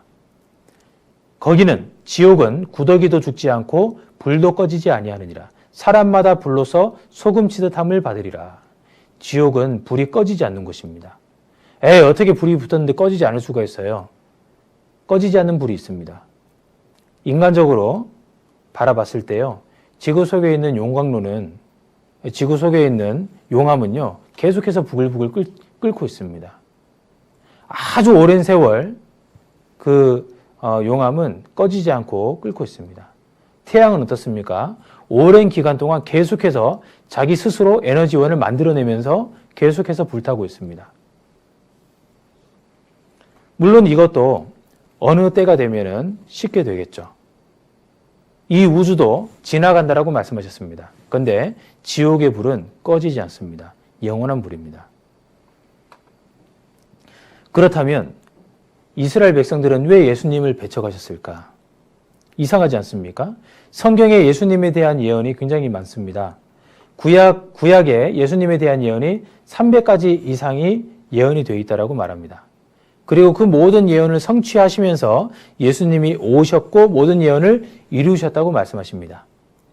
이사야 9장에는 인 한 아기가 우리에게 낳는데 그 아기의 이름은 기묘자라 모사라 전능하신 하나님이라. 이 아기가 하나님이다라고 말씀하셨습니다. 요한 1서에는 또 아는 것은 하나님의 아들이 이르러 우리에게 지각을 주사 우리로 참된 자를 알게 하신 것과 또한 우리가 참된 자 곧 그의 아들 예수 그리스도 안에 있는 것이니 그는 참 하나님이시오. 예수님이 하나님이시다라고 성경은 증거하고 있습니다. 유대인들도 구약에 있는 그대로 예수님이 모든 것을 이루면서 오셨다라는 것을 알고 있었어요. 왜냐? 성경을 계속해서 연구하니까요. 베들레헴 에브라다야 너는 유다 족속 중에 작을지라도 이스라엘 다스릴 자가 내게로 나올 것이라. 그의 근본은 상고의 태초에니라.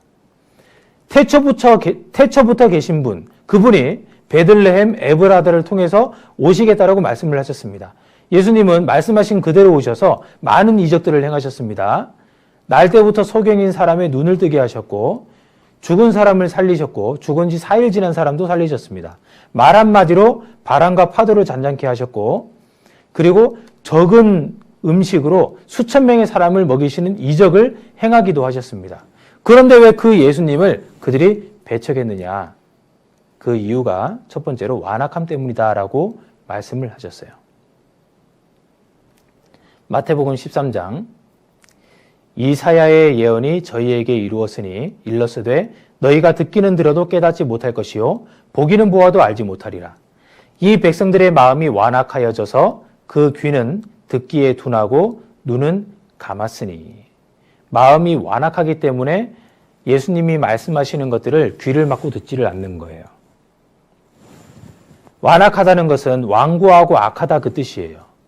고집을 부리는데 악한 쪽으로 고집을 부리고 있는 겁니다. 죄를 짓고 있는 사람들이 하나님이 계시다라고 말하면요 싫어합니다. 하나님을 믿어야 돼라고 이야기하면요 고집을 부립니다. 난 내 뜻대로 살 거라고 이야기합니다. 상황이 불리하게 돌아가면 내가 죽기 전에 믿을게 이야기합니다.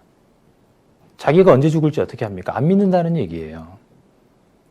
지금은 바쁘니 나중에 믿을게 라고 이야기를 합니다. 지금은 내 뜻대로 살고 싶어 그 얘기거든요. 그런 사람들에게 하나님의 말씀은 들어가지를 않는 거예요.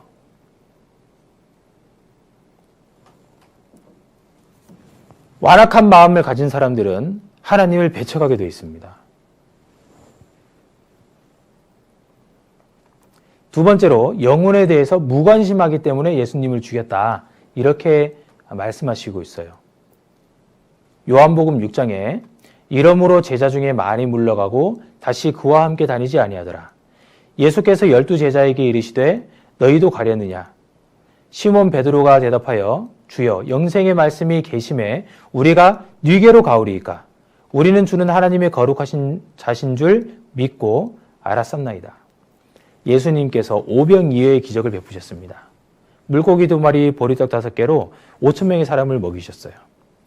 그 큰 이적을 행하셨을 때는요, 사람들이 벌떼같이 몰려들었습니다. 예수님께서 하나님 나라의 말씀을 전하기 시작하셨습니다. 사람들이 아예 재미없어, 가자! 다 가버리는 거예요.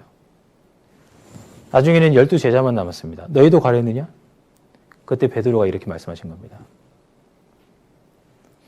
영생의 말씀이 계심에 우리가 네게로 가오리이까? 영생의 말씀, 영원히 살 수 있는, 천국에 들어갈 수 있는 그 진리의 말씀이 여기에 있는데 우리가 어디를 가겠습니까? 이렇게 이야기를 합니다. 여러분은 무엇을 선택해야 될까요? 왜 이들은 다 물러가 버렸을까요? 천국에 대해서 관심이 없기 때문에 물러가 버린 겁니다. 영원한 천국에 들어갈 수 있는 길이 있다고 하는데도 관심을 보이지 않으니까 그 이야기가 내 이야기가 되지를 않는 거예요. 우리 시대에 재미있는 것이 너무나 많아요. 요즘에 사람들을 보면요, 다 이렇습니다. 이제 스마트폰하고요, 좀비를 합해가지고 스몬비라고 부르더라고요. 스몬비. 재미있는 것이 너무나 많아요. 그래서요, 온통 핸드폰에는 시간을 많이 쏟습니다. 하루 평균, 요즘에 그 중고등학생들이요, 하루 평균 2시간 이상을 핸드폰에다가 시간을 보낸다고요. 그런데 한번 생각해 보십시오. 하루가 지나고 어제 내가 핸드폰으로 무엇을 받고 어떤 유익한 것이 있었느냐 생각해 보십시오. 유익한 것이 있었을까요? 기억에 남는 것이 있습니까? 기억에 남는 것이 거의 없습니다. 시간 때우기를 하고 있는 거예요. 시간을 버리고 시간을 죽이고 있는 거예요. 그런데 이 말씀을 2시간씩 일주일만 들어보자. 근데 굉장히 인색한 거예요. 내 영혼에 대한 문제입니다. 여러분 영혼에 대한 문제입니다. 그런데 거기에 대한 시간을 쓰기를 굉장히 인색해 합니다. 왜냐? 영혼에 대해서는 무관심하기 때문에 그렇습니다. 시간을 죽이는 그러한 가십거리 기사들은 나를 즐겁게 해주고 재미있게 해주고 호기심을 불러일으키는데 영혼에 대해서 관심이 없는 거예요. 그렇기 때문에 예수님을 배척하게 되고 그렇기 때문에 지옥에 들어가게 되는 거예요. 난 배척은 안 했다고. 예수님을 적극적으로 찾지 않는 것이 배척하는 것이라고 말씀하십니다.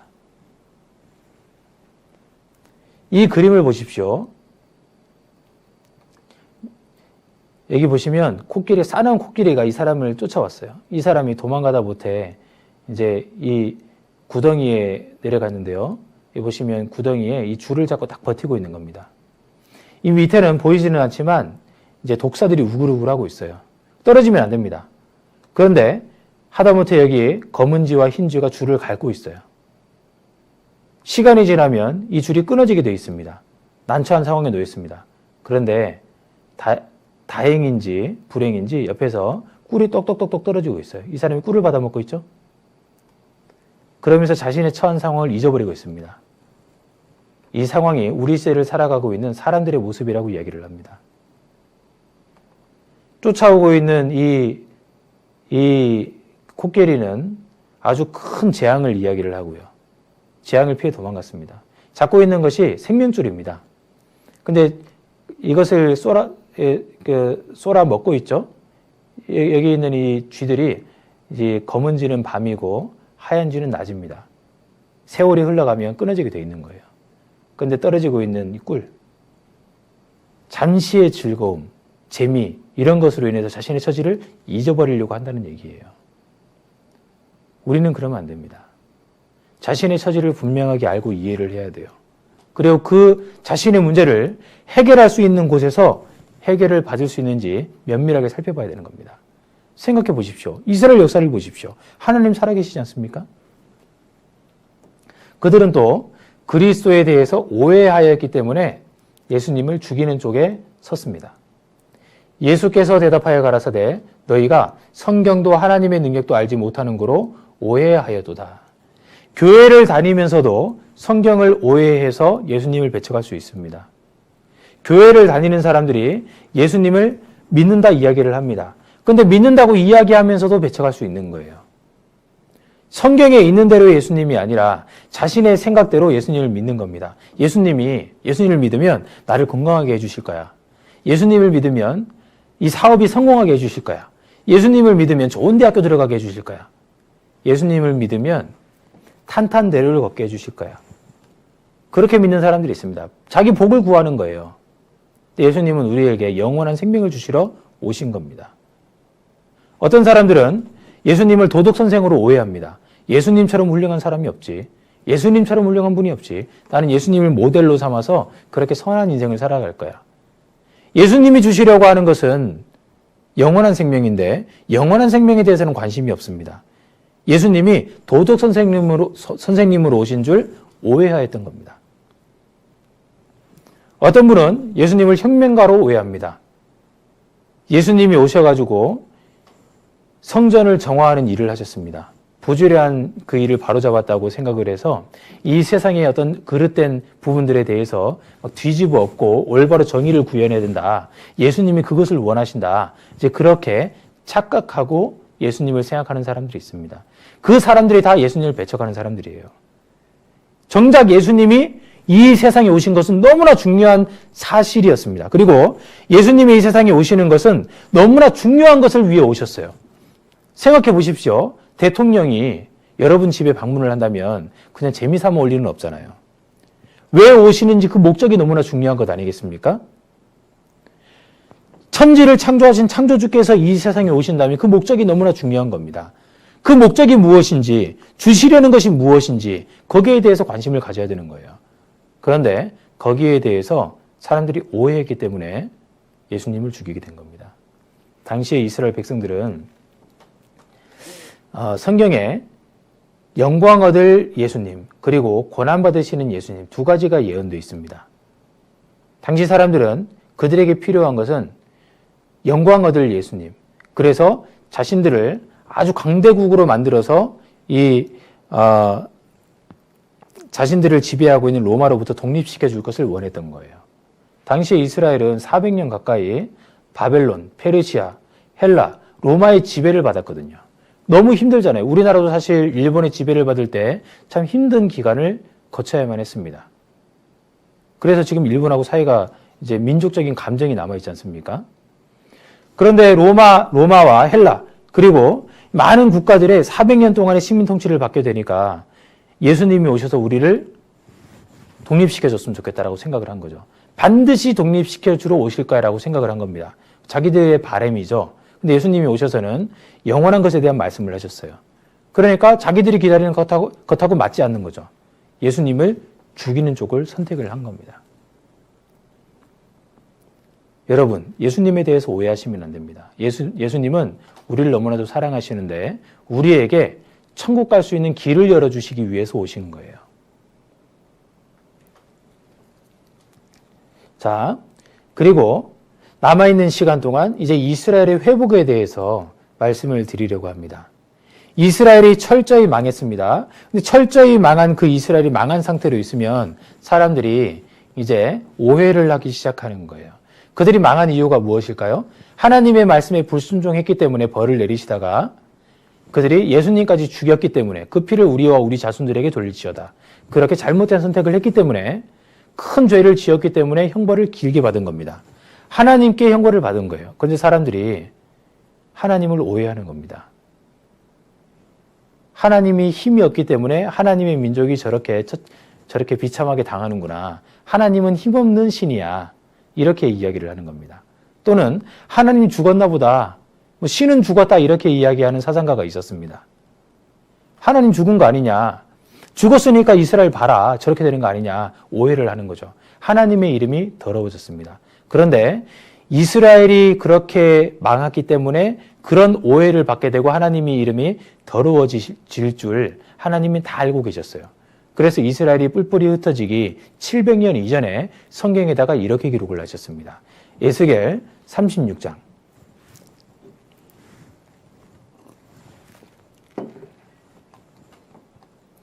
19절 제가 읽겠습니다. 그들을 그 행위대로 심판하여 각국에 흩으며 열방에 해쳤더니 그들의 이른바 그 열국에서 내 거룩한 이름이 그들로 인하여 더러워졌나니 곧 사람들이 그들을 가리켜 이르기를 이들은 여호와의 백성이라도 여호와의 땅에서 떠난 자라 했습니다. 하나님께서 그들의 행위대로 심판해서 흩었습니다. 그런데 하나님의 거룩한 이름이 그들로 인해서 더러워졌습니다. 그래서 하나님께서 이스라엘 족속에 들어간 그 열국에서 더럽힌 내 거룩한 이름을 내가 아껴노라. 그러므로 너는 이스라엘 족속에게 이르기를 주 여호와의 말씀에 이스라엘 족속아 내가 이렇게 행함은 너희를 위함이 아니요 너희가 들어간 그 열국에서 더럽힌 나의 거룩한 이름을 위함이라. 내가 너희를 열국 중에서 취하여 내고 열국 중에서 모아 데리고 고토에 들어가서. 하나님께서 하나님이 더러워진 그 이름을 거룩하게 하기 위해서 뿔뿔이 흩어져 있는 전 세계 이스라엘 민족을 다시 데리고 옛날 그 땅으로 데리고 들어가겠다라고 말씀을 하셨어요. 근데 이것이 어디 가당키나 한 생각일까요? 우리 인간 입장에서요? 말이 안 되지 않습니까? 여러분, 모래를 쏟기 쉽습니까? 주워 담기가 쉽습니까? 주워 담기가 훨씬 어렵습니다. 쏟는 것은 쉬워요. 뿔뿔이 흩는 것이 쉽습니다. 다시 모으는 것이 쉽습니까? 인간적인 관점에서 생각해 봅시다. 흩어진 지가 2000년이 지났습니다. 이스라엘 민족이 누군지 알 수 있어요? 몰라요? 알 수가 없습니다. 인간적인 관점에서 보면요. 그러니까 지금에서야 이미 되어진 일이니까 와 대단하다 하는데요. 여러분 지금으로부터 75년 전만 해도 이 세상에 이스라엘이라는 나라가 존재하지를 않았습니다. 지금 가나안 땅이요. 팔레스타인 땅이었어요. 팔레스타인 민족들이 지금 가나안 땅에서 나라를 이루고 살고 있었습니다. 이스라엘이라는 나라가 없었어요. 그러니까 팔레스타인 땅이 있었어요. 이스라엘 나라는 없어요. 전 세계 뿔뿔이 흩어져 있어요. 1000년 전만 하더라도요. 그러니까 하다못해 1500년 전만 하더라도 200년 전만 하더라도요. 사람들이 이스라엘을 생각하면요. 완전히 망한 민족. 절대로 부활할 수 없는 민족이라고 단정적으로 생각할 수밖에 없는 그런 상황이었던 거예요. 근데 성경에는 하나님께서 그들을 다시 모아 데리고 옛날 땅으로 들어가겠다라고 말씀을 하신 겁니다. 근데 2000년이 지나도 그렇게 되지 않으니까 사람들이 봐라 쉬는 죽지 않았냐. 이제 이렇게 생각을 하는 사람들이 많았던 거예요. 그런데 하나님께서 하신 말씀은 그대로 이루어지게 되어 있는 겁니다. 1948년 5월 14일 이스라엘이 나라를 세웠습니다. 너무나 엄청난 일이죠. 이스라엘 정부가 탄생했다. 이제 존스 홉킨스 대학의 올브라이트 교수가 이렇게 이야기했습니다. 이스라엘의 회복으로 알려진 진기한 사건만큼 유별난 사건은 역사에 결코 없다. 우리가 알고 있는 한 세계사에서 한 민족이 멸망된 후 세월이 흐른 뒤에 장장 2000년입니다. 돌아와 민족을 스스로 다시 세웠던 적은 어떤 때에도 없었다. 이들은 과거 역사로부터 2500년이 흐른 후 이스라엘의 이전 역사의 회복을 재현했다고 할 만하다. 어마어마한 사건이 있었던 겁니다. 모든 것들은 사밀한다. 유대인을 제외하고는 다른 세력들은 사라지나 유대인은 남는다. 그들의 불멸의 비밀은 무엇인가 라고 이야기했습니다. 그들이 성경 말씀에 기록된 대로 독립을 했습니다. 두려워 말라.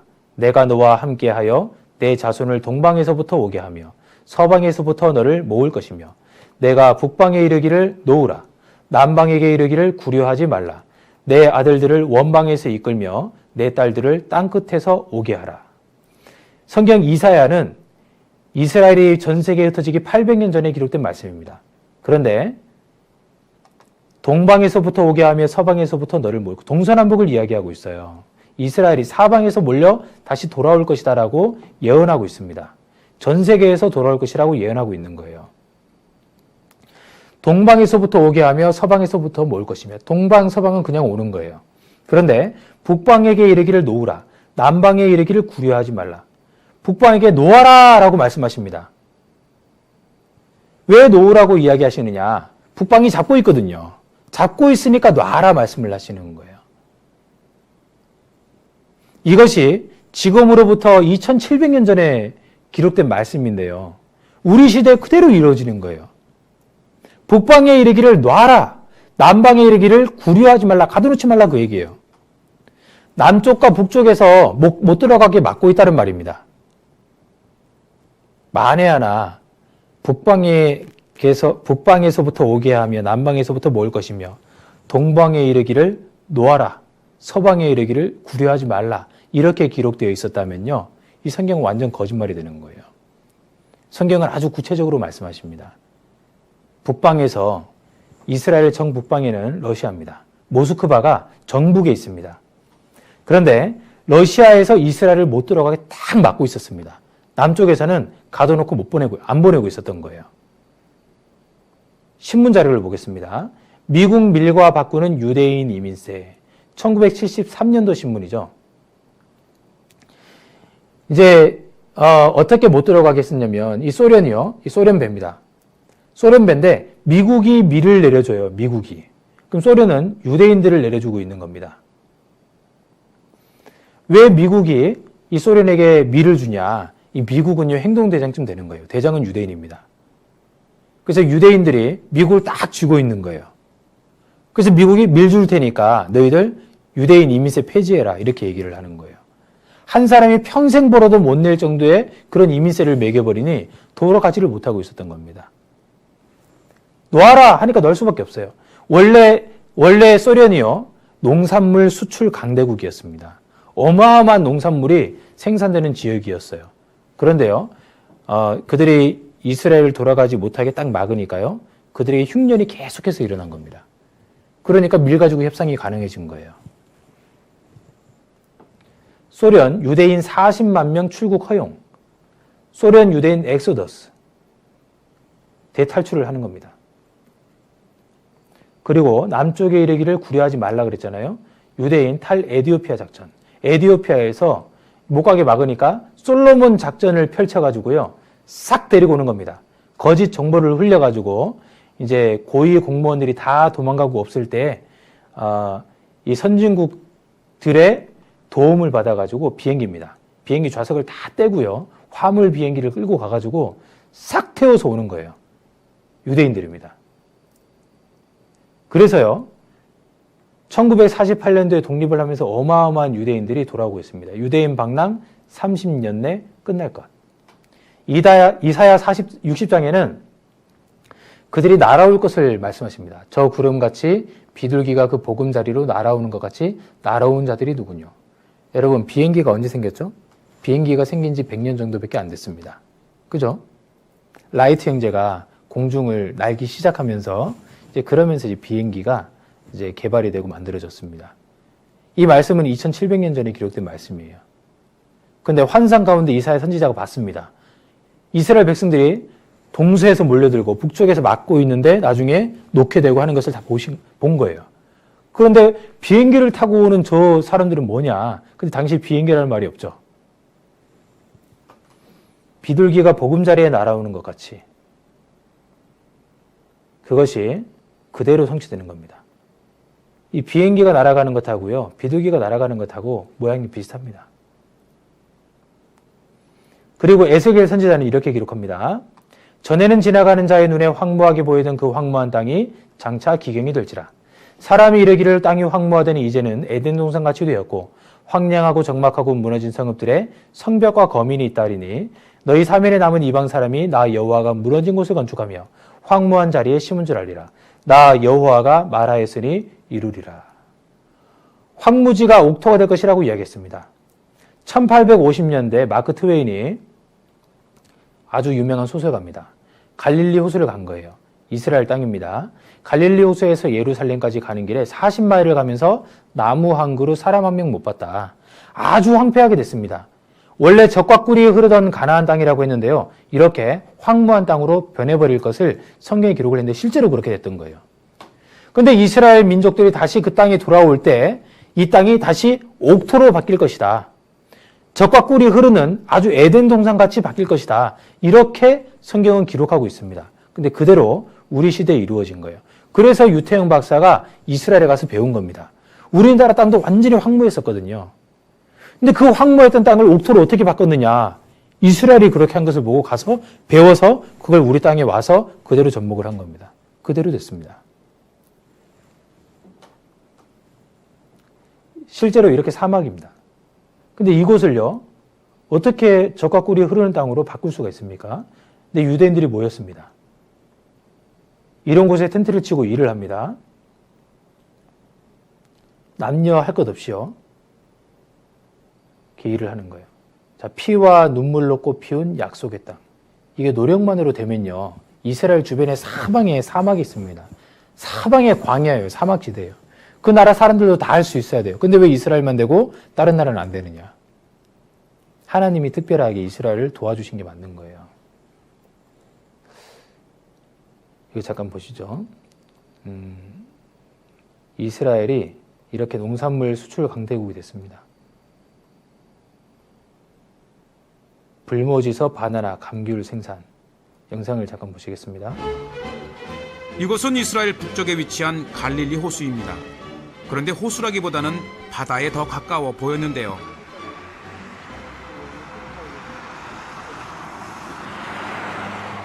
좀 더 가까이 보기 위해 호수로 내려가 보았습니다.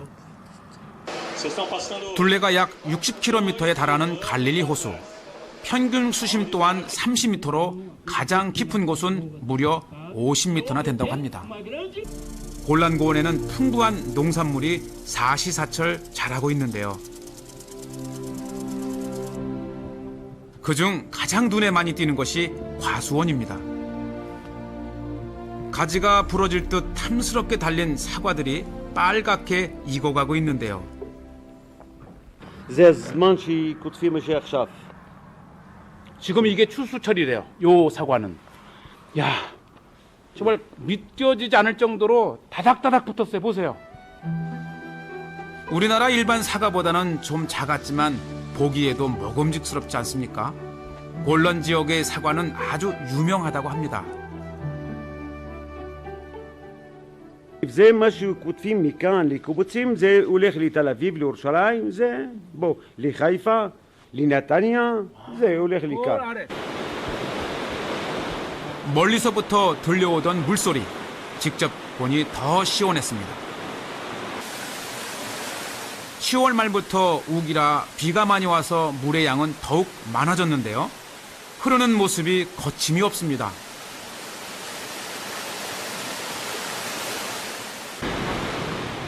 푸른 스풀에 둘러싸여 하얀 포마를 일으키며 떨어지는 폭포, 그 수량이 어마어마하다고 합니다. 지중해와 아라비아 사막 사이에 위치하고 있는 이스라엘. 보면 볼수록 알면 알수록 다양한 모습에 저는 오늘 또 한 번 놀랐습니다. 자, 사막이 연못들이라 이사야 예언 실현. 그 황무지가 이렇게 옥토가 됐습니다. 이렇게 바뀔지 누가 상상이나 할 수 있었겠습니까? 그들이 전 세계에 뿔뿔이 흩어졌을 때 이 땅이 완전히 사막이 되어버렸습니다. 그것도 신기한 일이지 않습니까? 근데 우리 시대에 이 완전히 사막이었던 이스라엘 땅이 회복이 된 건 물론이고 또 그 지역에 많은 비가 다시 내리기 시작했다고 합니다. 요즘에 기상이변으로 인해서 이상한 일들이 많이 일어나지 않습니까? 비가 내리던 지역에는 비가 내리지 않고 내리지 않던 곳에는 폭우가 내리고 있습니다. 그런데 이스라엘 땅은 많은 비가 다시 내리고 있다고 합니다. 이러한 일들이 우리 시대에 일어나고 있는 거예요. 이건 참으로 놀라운 겁니다. 자, 이스라엘 땅이 이렇게 바뀌었습니다. 완전 사막이 이렇게 바뀌었어요. 전과 후의 사진을 보면요. 사는 사람이 없는데 이제 많은 사람들이 들어와서 살게 됐습니다. 그래서 이스라엘의 회복에 대해서 하나님께서 옛날 땅으로 돌아올 것이다. 나라를 세울 것이다. 강한 나라가 될 것이다. 말씀하신 그 모든 내용들이 다 이루어집니다. 이제 오늘은 여기까지 말씀을 드리고요. 내일은 이스라엘이 아주 강한 나라가 되는 것. 그리고 하나님께서 이 세상 마지막 때에 어떠한 일들이 있을지 말씀을 해주셨는데 마지막 때에 되어질 일들도 우리가 좀 자세하게 살펴보는 시간을 가지려고 합니다.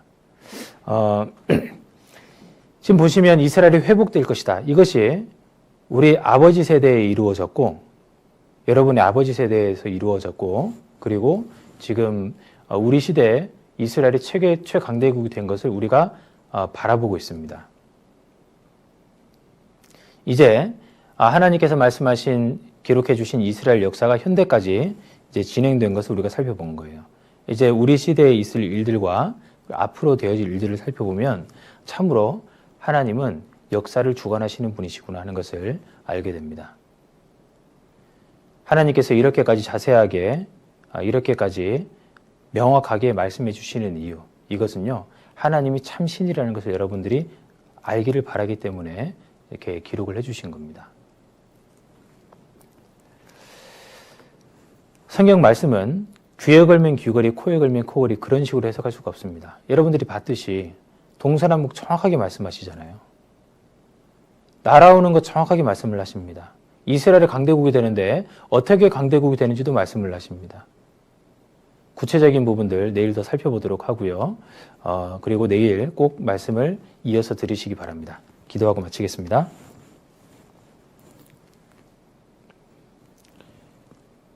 하나님 감사합니다.